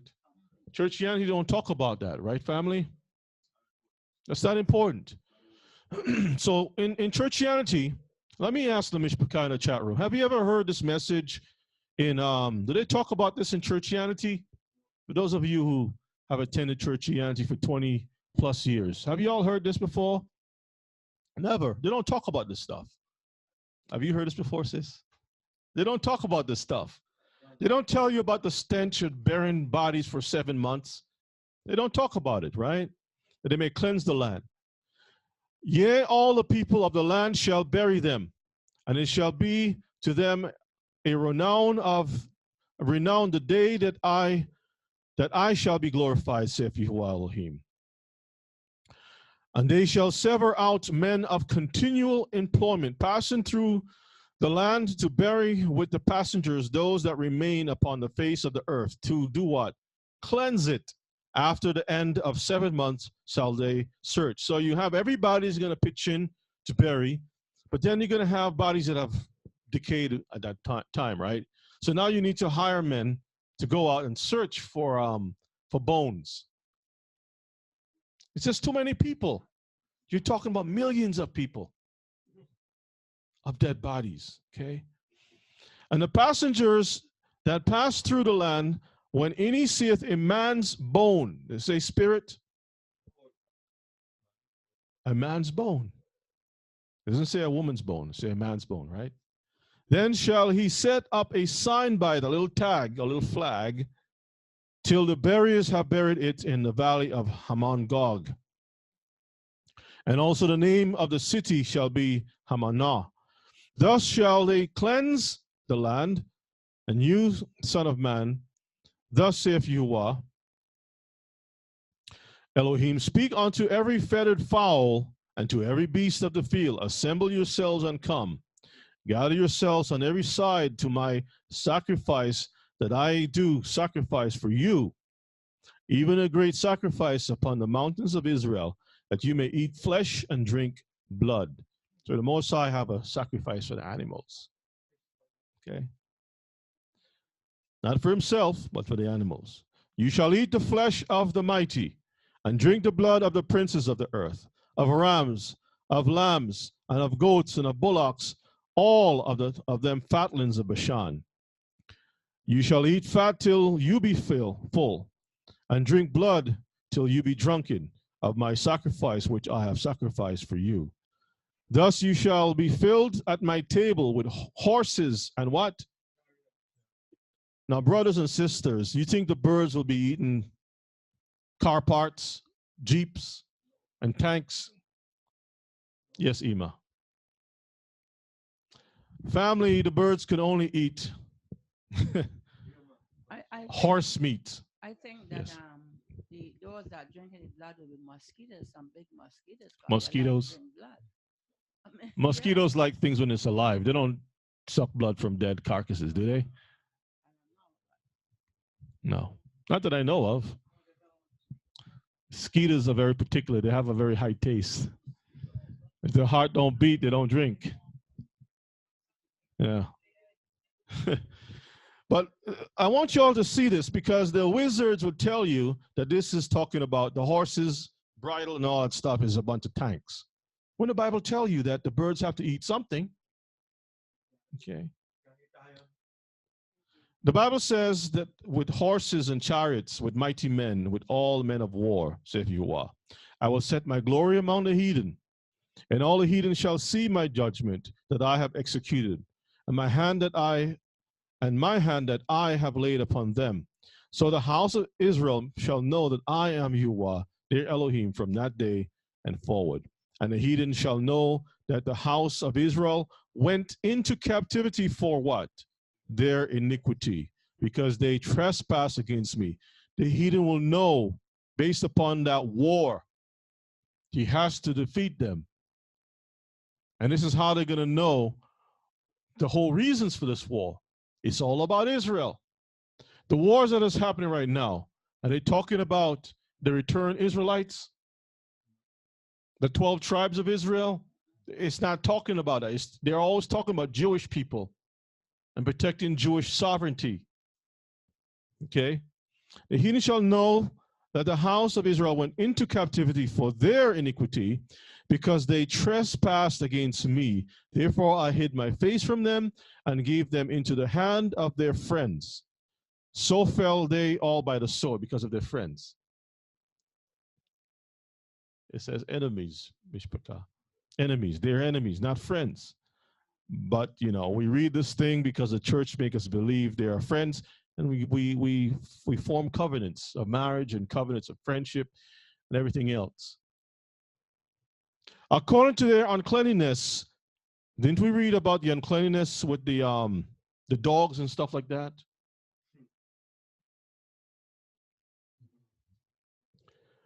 The heathen kiss the dog. Then they come and says, hey, let's say goodbye. And they give you a kiss. And the worms just wiggle. The little tiny things just wiggle. Huh? They would go to the park, walk the dog, and then they'll put the little plastic bag in their hand and pick up the doo-doo. But the dog will go to another dog and introduce themselves by way of the backside and kiss all that up. And then the person will come bend down. Hey, it's such a cute dog. And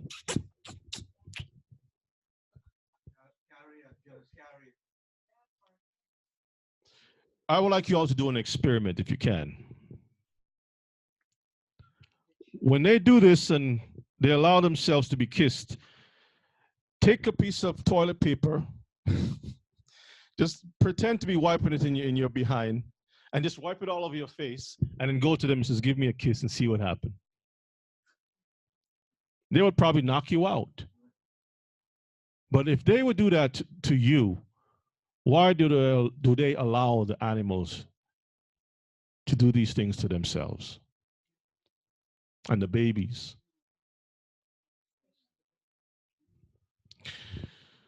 And some Gentile people would say that a dog's mouth is cleaner than a human mouth.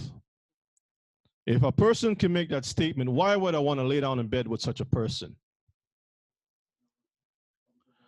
According to their uncleanness and according to their transgressions have I done unto them, and hid my face from them. Now, Ma'ima brought something to my attention here. Ima, can you get for me where the Most High says we need a paddle because he's coming in through the camp? Can you get that for me again? Now, our Elohim told Israel that I'm going to be paying you all a visit from time to time. And when I come through the camp, I don't want to see no doo-doo. Which one is it? Let's go to Deuteronomy 23. Deuteronomy 23. And what verse? Okay, so let's read this thing. 13. Deuteronomy 23 and 13. Please make a note of this.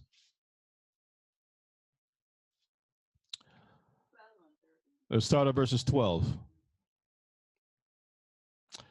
You shall have a place also without the camp, whither you shall go forth abroad.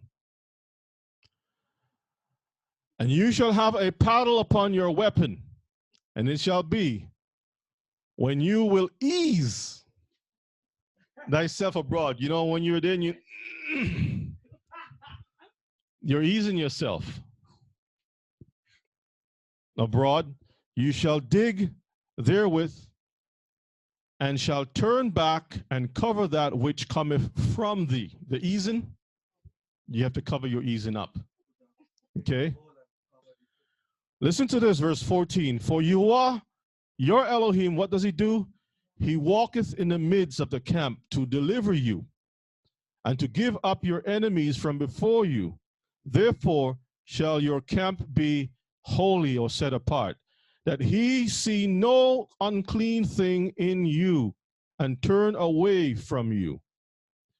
If the Most High is putting these strict laws about doo-doo in a camp,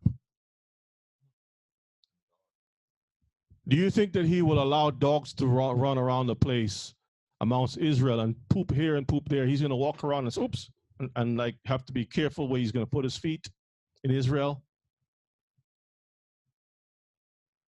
This is why we are supposed to be a different people, because this sounds like it's crazy stuff. Y'all are so picky about dogs. Why y'all keep talking about dogs? Well, because dogs don't have their own paddles. And if a dog can't clean themselves, then we can't have those things among us. Ima, you want to say something?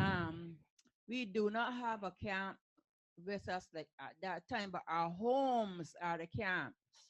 And it said, present our bodies as a living sacrifice, holy and acceptable unto Elohim, which is our reasonable service. So we have to keep our bodies holy and clean, and our homes as the sanctuary also, where we live. Well, that's a hard thing for a lot of people to swallow, but this is the thing that they're going to have to return back to. You think that the Most High is going to set up Israel again and have doo-doo all over the camp? Hmm? Anyway, let's read on. Where did I stop? 26. After that, they have borne their shame and all their trespass, whereby they have trespassed against me, when they dwelt safely in their land, and none made them afraid. When I have brought them again from the people, and gathered them out of their enemies' lands, and am sanctified in them in the sight of what? Many nations. Then shall they know that I am Yahuwah, their Elohim, which caused them to be led into captivity among the heathen. But I have gathered them unto their own land, and have left none of them any more there. Neither will I hide my face any more from them, for I have poured out my spirit upon all flesh, and they will prophesy and dream dreams. I have poured out my spirit upon the house of who? Israel, saith Yahuwah. Let's go to Joel. We're going to pick up some speed. All right, Joel. Let's get Joel. Brother Pincus, I'm going to pass the relay on to you.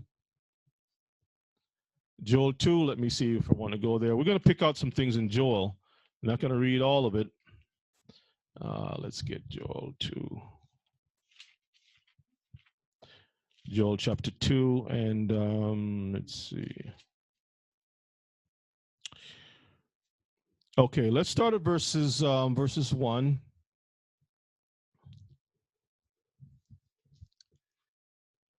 Blow ye the trumpet in Zion, and sound an alarm in my holy mountain.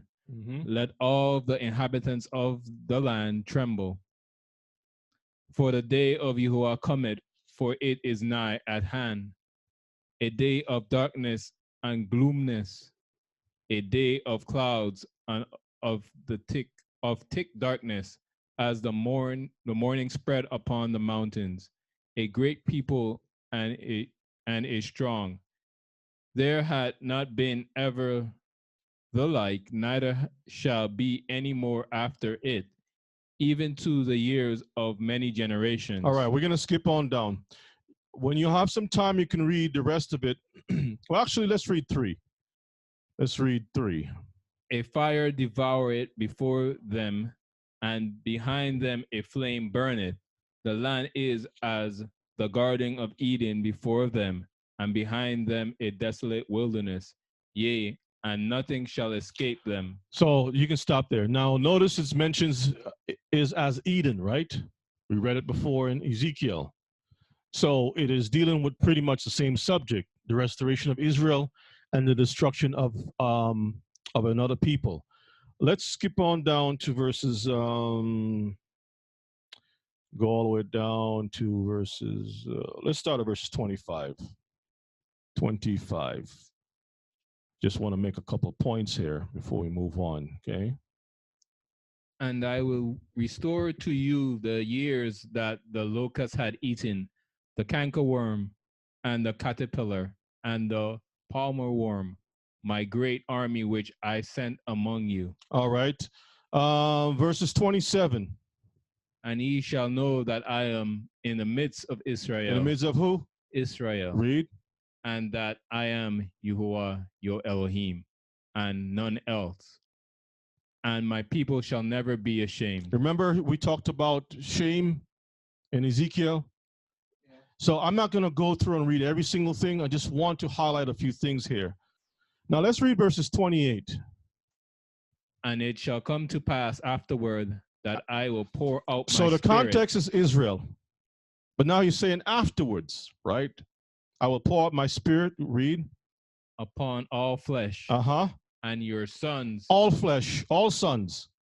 and your sons, Whose sons? Israel, It's Israel. Read. and your daughters shall prophesy. Uh-huh. Your old men Your old men. shall dream dreams, Uh-huh. and your young men shall see visions. Yours is Israelites. Let's prove that. Read on. And also upon the servants and upon the handmaids in those days will I pour out my spirit. So we're going to have servants and handmaids. Has this happened yet? The church only talking about pouring out the spirit, and they start flapping and flipping and doing all kinds of stuff. But they don't talk about the handmaids because that's irrelevant for them. Whereas the pouring out of the spirit is to get our people right in the law, statutes, and commandments on our hearts. So we are speaking the truth. We also going to have handmaids and servants. Read on. 30. And I will show wonders in heaven and in the earth, blood and fire and pillars of smoke. The sun shall be turned into darkness and the moon into blood before the great and the terrible day of Yahuwah come. And it shall come to pass that whoever shall call on the name of Yahuwah shall be delivered. For in Mount Zion and in Jerusalem shall be deliverance. No, in the whole world will be deliverance. In Mount Zion. A location is Mount Zion, Israel. Okay, read. As Yahuwah had said, and in the remnant whom Yahuwah shall call. It continues over to chapter 3. Let's read chapter 3. Chapter 3, next chapter, verses 1. For behold, in those days and in that time when I shall bring again the captivity of Judah and Jerusalem, I will also gather all nations and bring them down into the valley of Jehoshaphat, and will plead with them there for my people and for my heritage Israel, whom they have scattered among the nations and parted my land. We're not going to read the whole chapter of 3, but what I'm highlighting here is that the war, the great war that's supposed to happen, is all about Israel. Shall bring again the captivity of Judah and Jerusalem. I will also, that's part of the shall, right? Process. Gather all nations and will bring them down into the valley of Jehoshaphat and will plead with them there for my people and my heritage Israel, whom they have scattered among the nations. Verses 3. And they have cast lots for my people and have given a boy for an harlot. and sold a girl for wine, that they might drink. Let's skip on down a little bit. Y'all can read the whole thing, but let's go down to verses 6. The children also of Judah and the children of Jerusalem have he sold unto the Grecians, that he might remove them far from their border. Mm-hmm. Behold, I will raise them out of the place whither he have sold them, and will return your recompense upon your own head. So he's going to return us back, and he's going to punish those who have put us into slavery. Right? Verses 8. And I will sell your sons and your daughters into the hand of the children of Judah. Has this happened yet? When is this going to happen? Why don't the church talk about this? There's going to be a war. There's going to be a regathering of Israel. There'll be a war, restoration, and slavery of other people. Why haven't the church talked about this stuff? Read on. And they shall sell them to the Sabians, to a people far off, for Yahuwah has spoken it. Read on. Proclaim he this among the Gentiles. Prepare war. Wake up the mighty men. Let all the men of war draw near. Let them come up. Read. Beat your plowshares into swords. Now it's time to turn your stuff into weapons. Okay, read. And your pruning hooks into spears. Let the weak say, I am strong. Assemble yourselves and come, all he heathen, and gather yourselves together round about. Mm-hmm. Thither cause thy mighty ones to come down, O Yahuwah. Let the heathen be wakened and come up to the valley of Jehoshaphat. Where? To the valley of Jehoshaphat. The valley of Jehoshaphat. Read. For there will I sit to judge all the heathen round about. Mm-hmm. Put he in the sickle, for the harvest is ripe. Come, get you down, for the press is full. The fats overflow, for their wickedness is great. The wickedness is great. We saw the vampire system. I have so many news reports that I had to shake my head and says, well, I'll be just broadcasting and publishing the wickedness of these people over and over and over and over, and just vexing not only my spirit, but the spirit of our people. But the Most High can see the vexation and see the wickedness, and he has to answer. He has to put this thing right. This is why we have to have a great war. Let's read on, brother. Multitudes, multitudes in the valley of decision. Uh-huh. For the day of Yahuwah is near in the valley of decision. The sun and the moon shall be darkened, and the stars shall withdraw their shining. Yahuwah also shall roar out of Zion and utter his voice from Jerusalem, and the heavens and the earth shall shake, but Yahuwah will be the hope of his people. Of everybody. Shall be the hope of his of people. Of the church. Of his people. Uh-huh. And the strength of the children of Israel. The strength of the children of Israel. Read. So shall he know that I am Yahuwah, your Elohim, dwelling in Zion, my holy mountain. Then shall Jerusalem be holy, and there shall no strangers pass through her any more. And it shall come to pass in that day that the mountain shall drop down new wine, and the hills shall flow with milk, and all the rivers of Judah shall flow with water, and fountains shall come forth of the house of Yahuwah. A fountain. Read on. And shall water the valley of Chittim. Mm-hmm. Egypt shall be a desolation, and Edom shall be a desolate wilderness for the violence against the children of Judah, because they have shed innocent blood in their land. But Judah shall dwell forever, and Jerusalem from generation to generation, for I will cleanse their blood that I have not cleansed, for Yahuwah dwell in Zion. Now it says this, and these things have not happened yet. Now we're going to go to, let's see, Zephaniah chapter 1. We'll read a couple of verses. Zephaniah chapter 1. I'm going to read 14 to 18, Zephaniah. chapter 1, 14 to 18. So there must be a great war, family, in order to bring things in order, okay? Verses 14, let's read. The great day of Yahuwah is near. It is near, and hasten it greatly. Even the voice of the day of Yahuwah, the mighty man shall cry there bitterly. Mm-hmm. That day is a day of wrath, a day of trouble and distress, a day of wasteness and desolation, a day of darkness and gloominess, and a day of clouds and thick darkness, a day of trumpet and alarm against the fenced cities and against the high towers. I will bring stress upon men that they shall walk like blind men, because they have sinned against Yahuwah, and their blood shall be poured out as dust, and their flesh as the dung. Mm-hmm.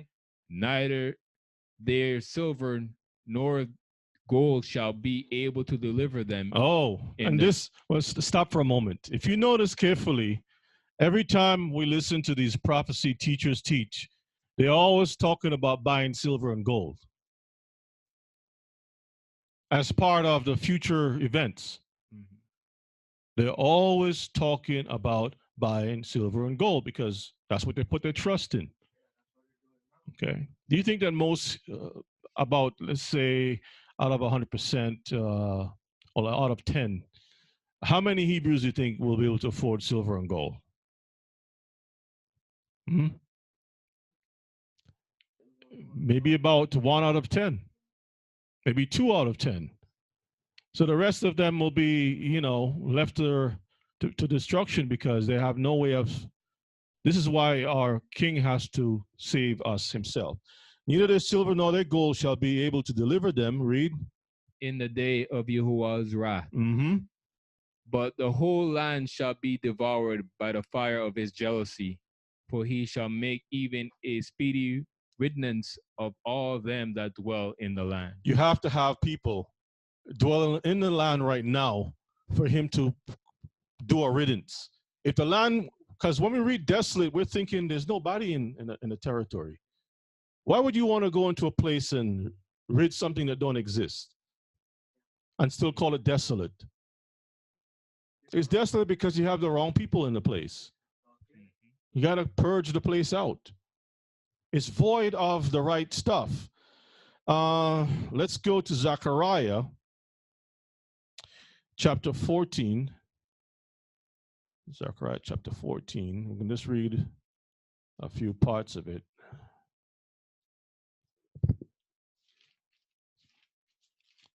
Zechariah chapter 14.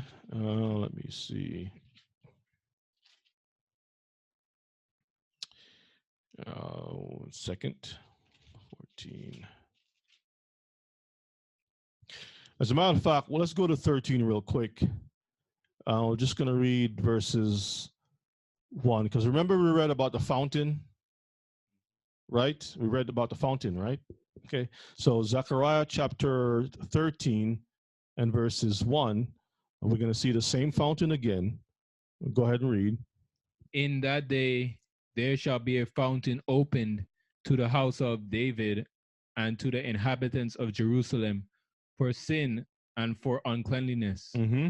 And it shall come to pass in that day, saith Yahuwah of hosts, that I will cut off the names of the idols out of the land, and they shall no more be remembered. And also I will cause the prophets and the unclean spirit to pass out of the land. All right, that's all we need from that. Has that happened yet, family? No, it hasn't happened yet.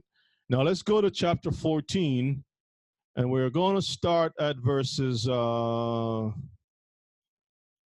let's see. Yeah, let's start at verses, so I'm going to skip through some things for time's sake. Let's go to verses 3. Okay, we'll start at 3. Then shall Yahuwah go forth and fight against those nations as when he fought in the fought in the day of battle. Mm-hmm.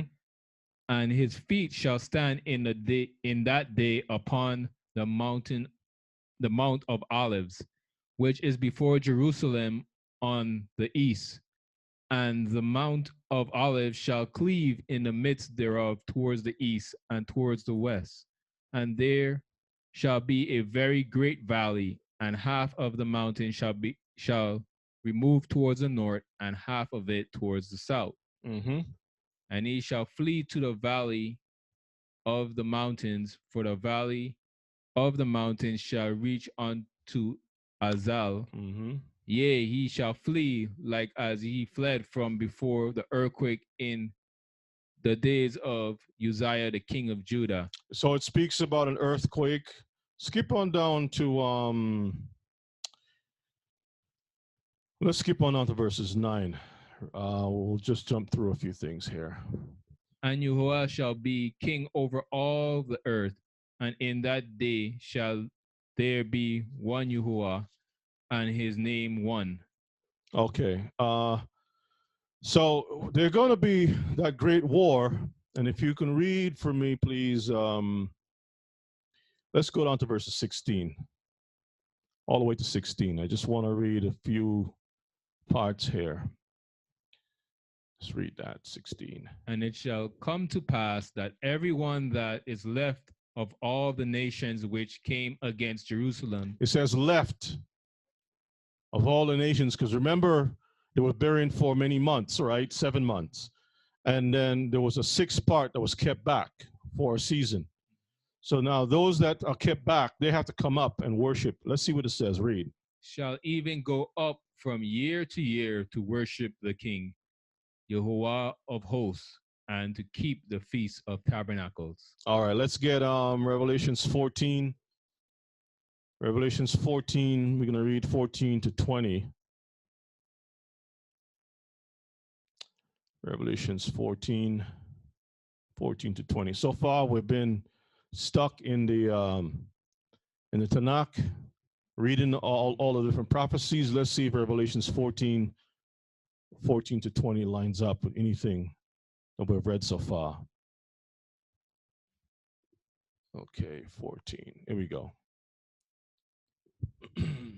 And I looked, and behold, a white cloud, and upon the cloud one sat like unto the Son of Man, having on his head a golden crown, and in his hand a sharp sickle.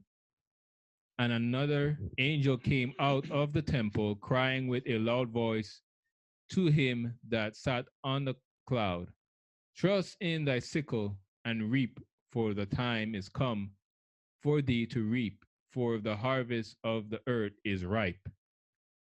And he that sat on the clouds thrust in his sickle on the earth, and the earth was reaped. Mm-hmm. And another angel came out of the temple which is in heaven, and he also having a sharp sickle. And another angel came out from the altar which had power over fire, and cried with a loud cry to him that had the sharp sickle, saying, Thrust in thy sharp sickle, and gather the clusters of the vine of the earth, for her grapes are fully ripe. Mm-hmm. And the angel thrust in his sickle in the earth, and gathered the vine of the earth, and cast it into great winepress of the wrath of Elohim. And the winepress was trodden without the city, and blood came out of the winepress, even unto the horse's bridle, by the space of 1,600 furlongs. To the horse's bridle. You must have horses to know where the bridle is. You can't have a tank driving around and then you got to draw something on the tank saying, well, this is where the bridle is. To measure. You must have horses around. Why do you think they're so concerned about the grid, the electric grid going down, family? Have you ever considered that? Let's go to chapter 16. We'll read from 13 to 21. I'll do the reading for this one because I want to pick up just a little more speed, and then I'll have you come back in a moment. 16, 13 to 21. Okay. 13. There we go. All right, it says, and I saw 3 unclean spirits like frogs come out of the mouth of the dragon, and out of the mouth of the beast, and out of the mouth of the false prophet. For they are the spirits of devils, working miracles. That's propaganda. The media, which go forth unto the kings of the earth and the whole world to gather them to battle of that great day of Yahuwah Almighty. Behold, I come as a thief. Blessed is he that watcheth, keepeth his garment, lest he walk naked, and they see his shame. And he gathered them together into a place called in the Hebrew tongue Armageddon.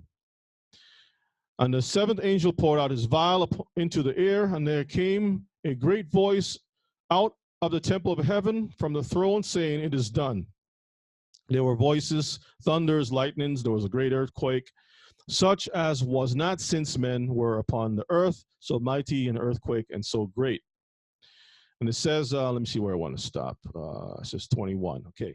And the great city was divided into 3 parts. The cities of the nations fell, and great Babylon came in remembrance before Elohim to give unto her the cup of the wine of the fierceness of his wrath. Every island fled away, and every mountain were not found. And there fell upon men a great hail out of where? Heaven. Is that the same thing we saw in Joshua? Every stone about. Now, when you read that same story with Joshua, you notice that the sun and the moon was messed around with, right? And then you have the hail. And then when you read about these prophecies, you notice they're talking about great darkness, the sun and the moon is messed around with. And then you have the hail or earthquake. You can still see the patterns of the Most High there, okay? There fell upon men a great hail out of heaven, every stone about the weight of a talent, and men blasphemed Elohim because of the plague of the hail, for the plague thereof was exceeding great. Now let's go down to Jeremiah 49, 7 to verses 22. Jeremiah, let's go back over here. We're almost done, Mishpachah. We're almost done. Just hanging there just a little bit longer. No, you don't sing those songs. Jeremiah 49, 7 to 22. Okay, 7 to 22. Let's see. Now, this is a prophecy concerning Edom. Make a note of this, family, because you're reading the book of Obadiah right here. Book of Obadiah is read right here, okay? All right, so let's take a look. It says, concerning Edom, thus saith Yahuwah of hosts. Where is the wisdom? Let me read it again. Is wisdom no more in Teman? Is counsel perished from the prudent? Is there wisdom vanished? Flee ye, turn back, dwell deep, O inhabitants of Dedan, for I will bring the calamity of Esau upon him, the time that I will visit him. If grape gatherers come to you, would they not leave some gleaning grapes? If thieves by night, they will destroy till they have enough. But I have made Esau bare, I have uncovered his secret places, and he shall not be able to hide himself. His seed is spoiled, and his what? Brethren, and his neighbors, and he is not. Sounds like he's been removed altogether, right? Leave your fatherless children, I will preserve them alive, and let your widows trust in me. Thus saith Yahuwah, behold, they whose judgment was not to drink of the cup have surely drunken, and art you he that shall altogether go on unpunished? Thou shalt not go unpunished, but you shall surely drink of it. For I have sworn by myself, said Yahuwah, that Bozrah shall become a desolation, a reproach, a waste, and a curse, and all the cities thereof shall be perpetual wastes. I have heard a rumor from Yahuwah, And an ambassador is sent unto the heathen. Isn't that the book of Obadiah? Saying, gather you together and come against her and rise up to the battle. For lo, I will make you small among the heathen and despised among men. Your terribleness have deceived you, and your pride of your heart. O you that dwell in the clefts of the rock, that holdest the height of the hill, though you should make your nest as high as the eagle, I will bring you down from thence, saith Yahuwah. Also Edom shall be a desolation, every one that goeth by it shall be astonished, and shall hiss at all the plagues thereof, as in the overthrow of Sodom and Gomorrah.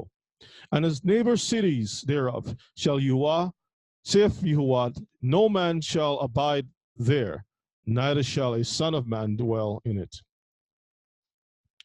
Behold, he shall come up like a lion from the swelling of Jordan against the habitation of the strong. What did I say? I want to stop. 22. Thank you. But I will suddenly make him run away from her. And who is a chosen man that I may appoint over her? For who is like me? And who will appoint me the time? And who is that shepherd that will stand before me? Therefore, hear the counsel of Yahuwah that he has taken against Edom and his purposes, that he have purpose against the inhabitants of Teman. Surely the least of the flock shall draw them out. Surely he shall make their habitations desolate with them. But what if they become Christians? Is he going to fulfill his promise? How about Jesus? The earth is moved at the noise of their fall. At the cry, the noise thereof was heard in the Red Sea. Behold, he shall come up and fly as the eagle, and spread his wings over Bozrah. And at that day shall the heart of the mighty men of Edom be as the heart of a woman in her pangs. Stop right there. This is a promise that the Most High has made towards the destruction of Edom. And let me go to a couple more books, and then we're going to say shalom. Isaiah, let's see here. Let's see what it says here. Okay, Isaiah 34, just to keep the same message about the destruction. This is war. This is all the great war, family.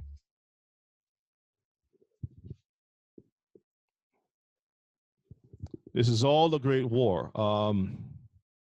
Isaiah chapter 34. And let us see what the books is saying about the future, okay? You can make a note that this is Revelations 19 and also Isaiah 63. It reads, come near, you nations, and hear, and hearken, you people, let the earth hear, and all that is therein, the world, and all the things that come forth of it. For the indignation of Yahuwah is upon all nations. Wait a minute. If all the nations are, most of the nations are Christian nations, what are you talking about? And his fury upon all their armies, he have utterly destroyed them. He have delivered them to the slaughter. That sounds like war, isn't it? Their slain also shall be cast out, and their stink shall come up out of their carcasses. Where did we read that before? Ezekiel. Okay, 7 months of burial. And the mountains shall be melted with their blood, and all the hosts of heaven shall be dissolved, and the heavens shall be rolled together as a scroll. And all their hosts shall fall down as the leaf falleth off from the vine, and as the fallen fig from the fig tree. For my sword shall be bathed in heaven. Behold, it shall come down upon who? Against who? Idumea. So where's Idumea? Some people will say that's Jordan. What trouble is Jordan doing to the children of Israel? How did Jordan scatter all the children of Israel across the world? Huh? How is Jordan benefiting from the enslavement of the Most High's people? Jordan, little tiny Jordan. Come on now. It shall come upon Idumea and upon the people of my good Christian behaviors. What did it say? My curse to judgment. The sword of Yahuwah is filled with blood. It is made fat with fatness, with the blood of the lambs and goats, with the fat of the kidneys of rams. For Yahuwah have sacrificed in Bozrah, and a great slaughter in the land of Idumea. And the unicorn shall come down with them, and the bullocks with the bulls, and their land shall be soaked with blood, and their dust made fat with fatness. For it is the day of Yahuwah's vengeance, and the year of recompense for the controversy of who?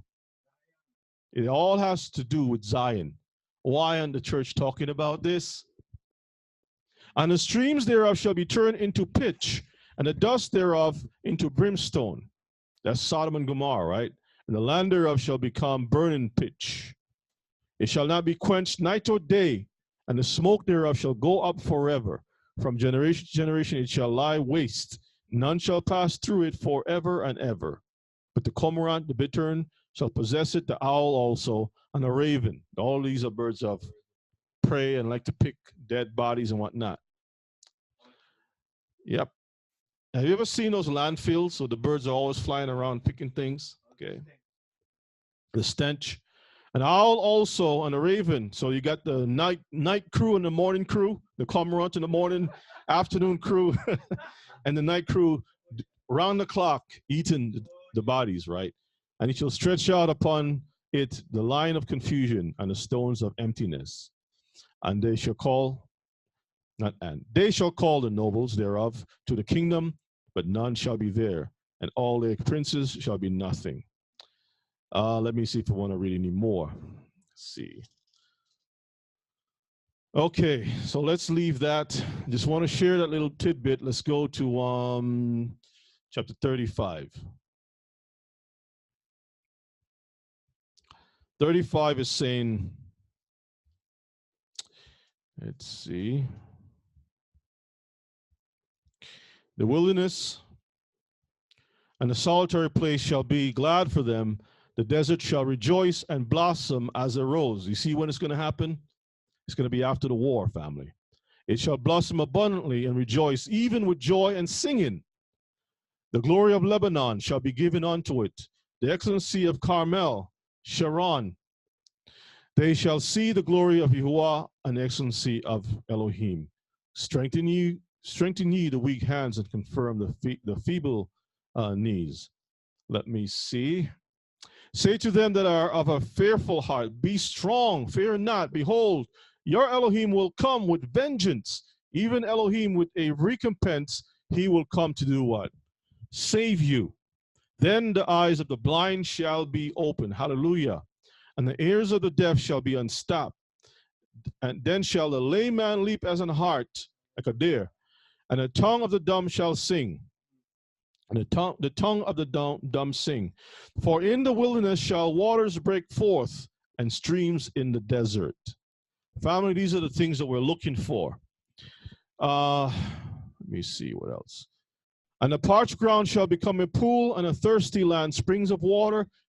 In the habitation of dragons, where each lay shall be grass with reeds and rushes. And an highway shall be there, a way, and it shall be called the way of holiness. The unclean shall not pass over it, but it shall be for those, the wayfaring manners, the Torah keepers, though fools shall not err therein.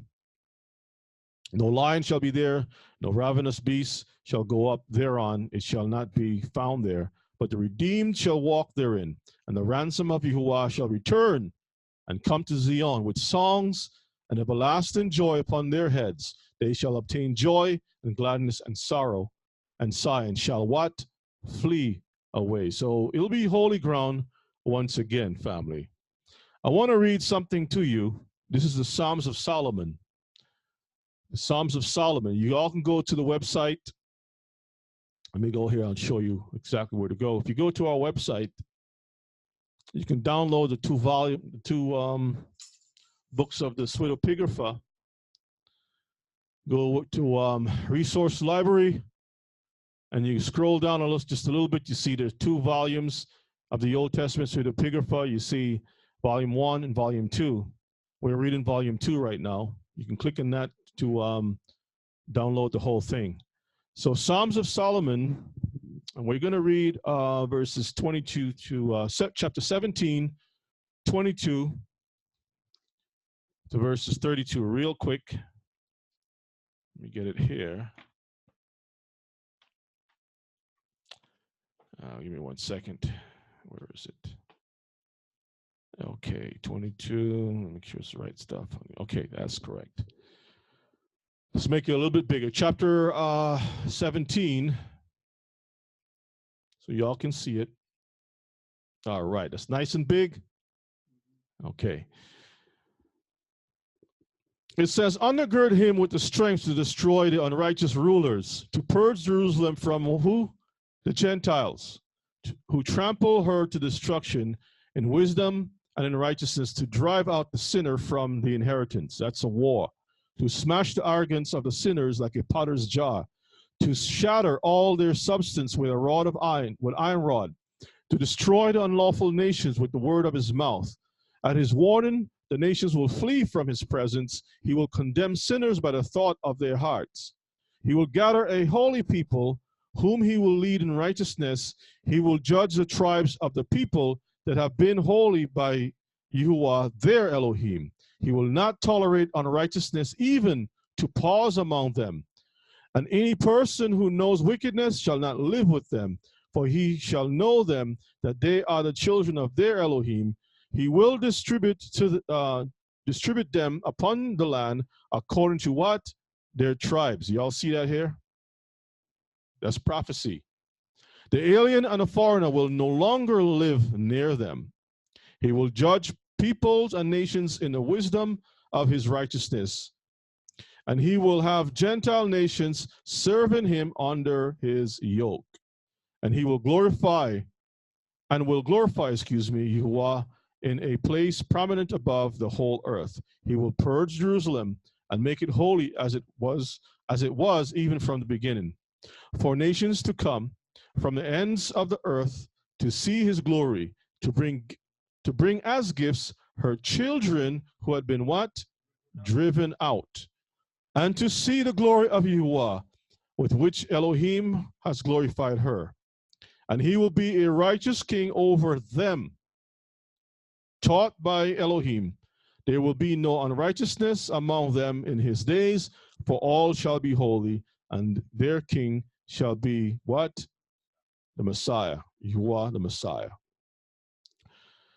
Let's take a couple more. We're going to say shalom here. So family, you can see even in the Psalms of Solomon, the Bible is establishing what the future holds. There will be war because of Israel. In the book of Revelations, chapter 19, verses 1, brother Pincus, read for me, please. And after these things, I heard a great voice of much people in heaven saying, Alleluia, salvation and glory and honor and power unto Yahuwah Elohim. For true and righteous are his judgments, for he had judged the great whore which did corrupt the earth with her fornication, and had avenged the blood of his servants at her hand. And again they said, Hallelujah.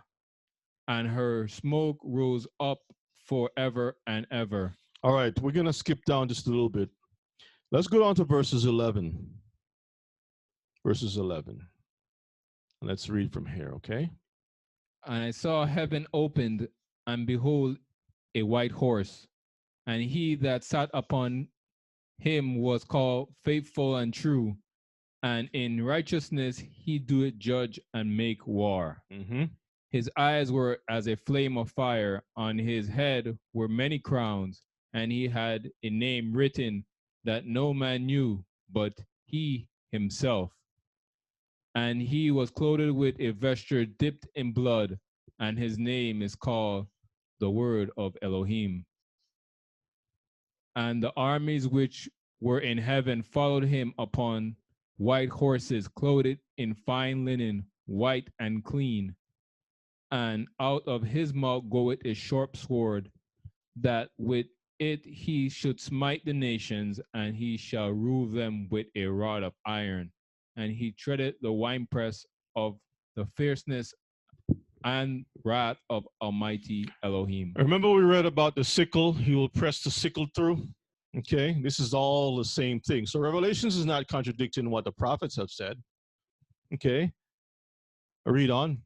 And he had on his vesture and on his thigh a name written, King of Kings and Elohim of Elohims.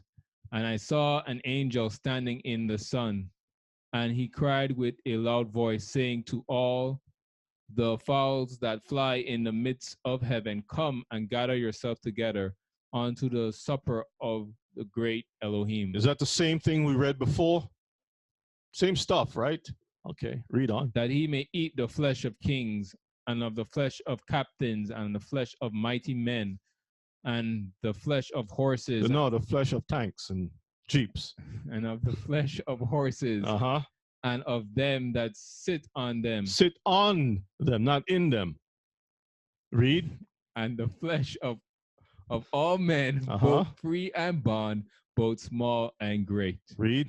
And I saw the beasts and the kings of the earth and their armies gathered to make war against him that sat on the horse and against his army.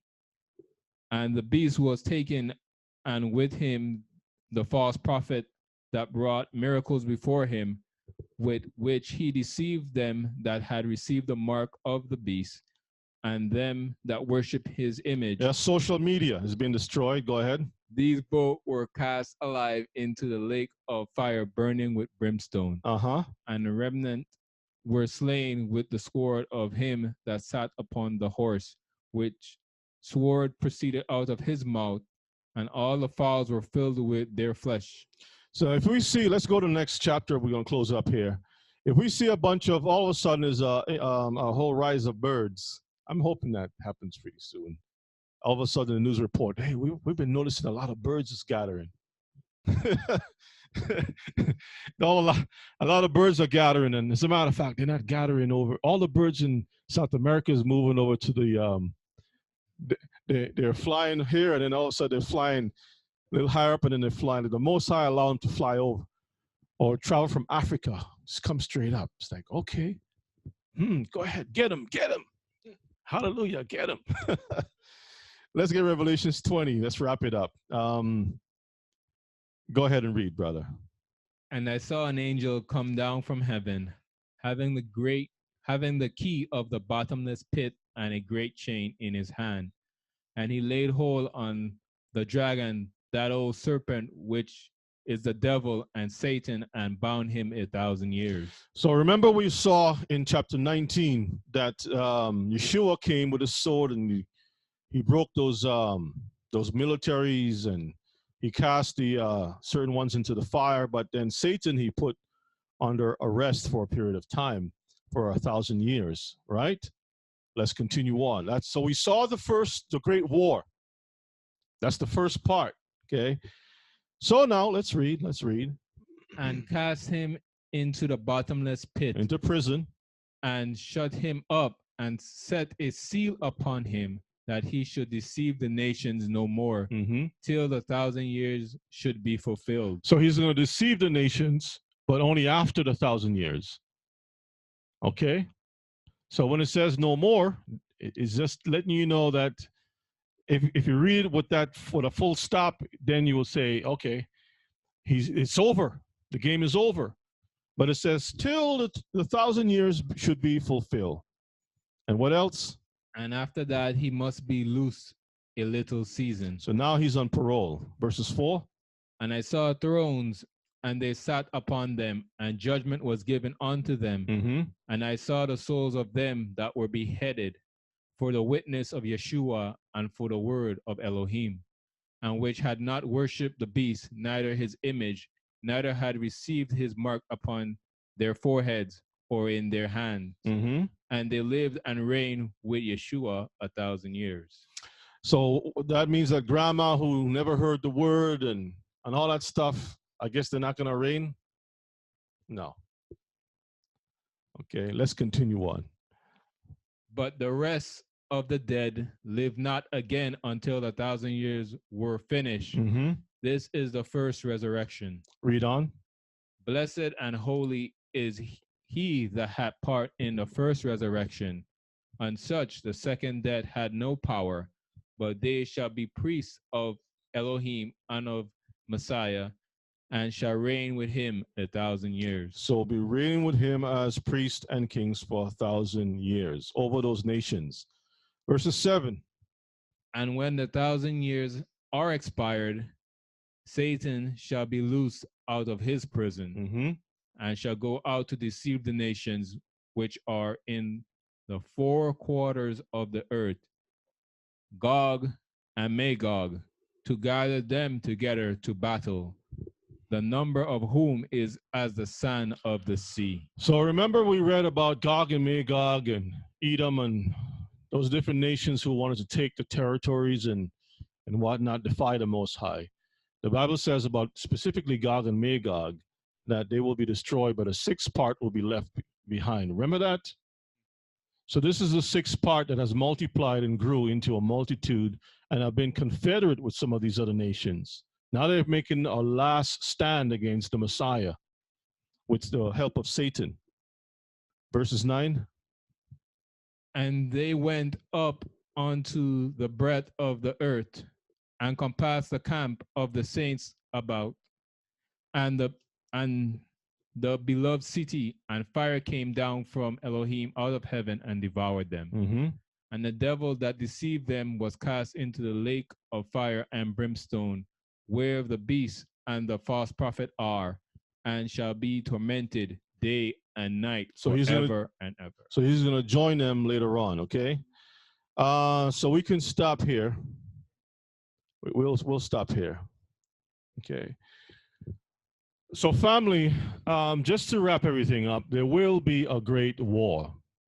The great war is on behalf of Israel. I want you all to keep that in mind, because when we're talking to a people who have been in church for such a long time, what we remember the most is all the other stuff. We need to start being more acquainted with the prophecies that pertains to us as a people with regards to what the Most High is going to do to these nations. All of these things haven't happened yet. It will happen in the future. They don't want to talk about this because they're going to be the ones receiving the punishment. And when you think about the lies that they have been putting out, that's equivalent to the unclean spirits that came out of the like frogs that came out of the false prophet's mouth, right? Because they're telling people stuff that is not true, that Jesus is going to save the whole world and we all going to go to heaven, and you can eat unclean stuff and you can marry whoever you want and you can mix species and do all kinds of stuff. That is not according to the Most High's way. That is not his plan.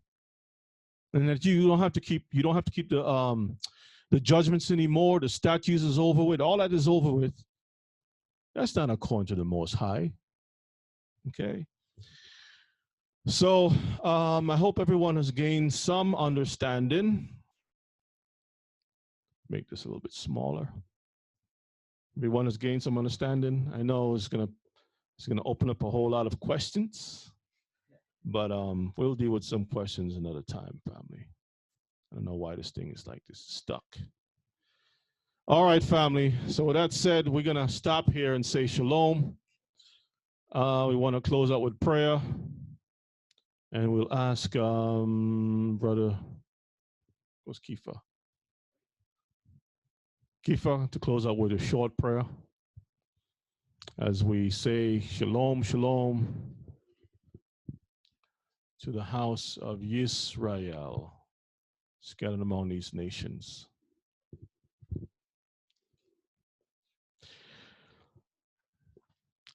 Just to let everyone know, we will, I have seen some of the questions that brothers and sisters have been sending me. I put them into a special folder to address them. I will cover them. We will go into these things and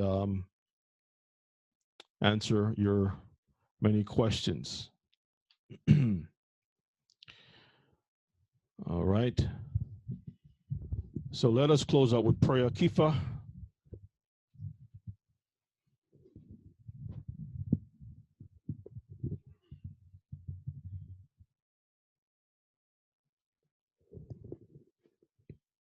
Dear great God of Abraham, Father of Abraham, Isaac, and Jacob, as we stand before you, we ask, Father, that you have mercy upon us.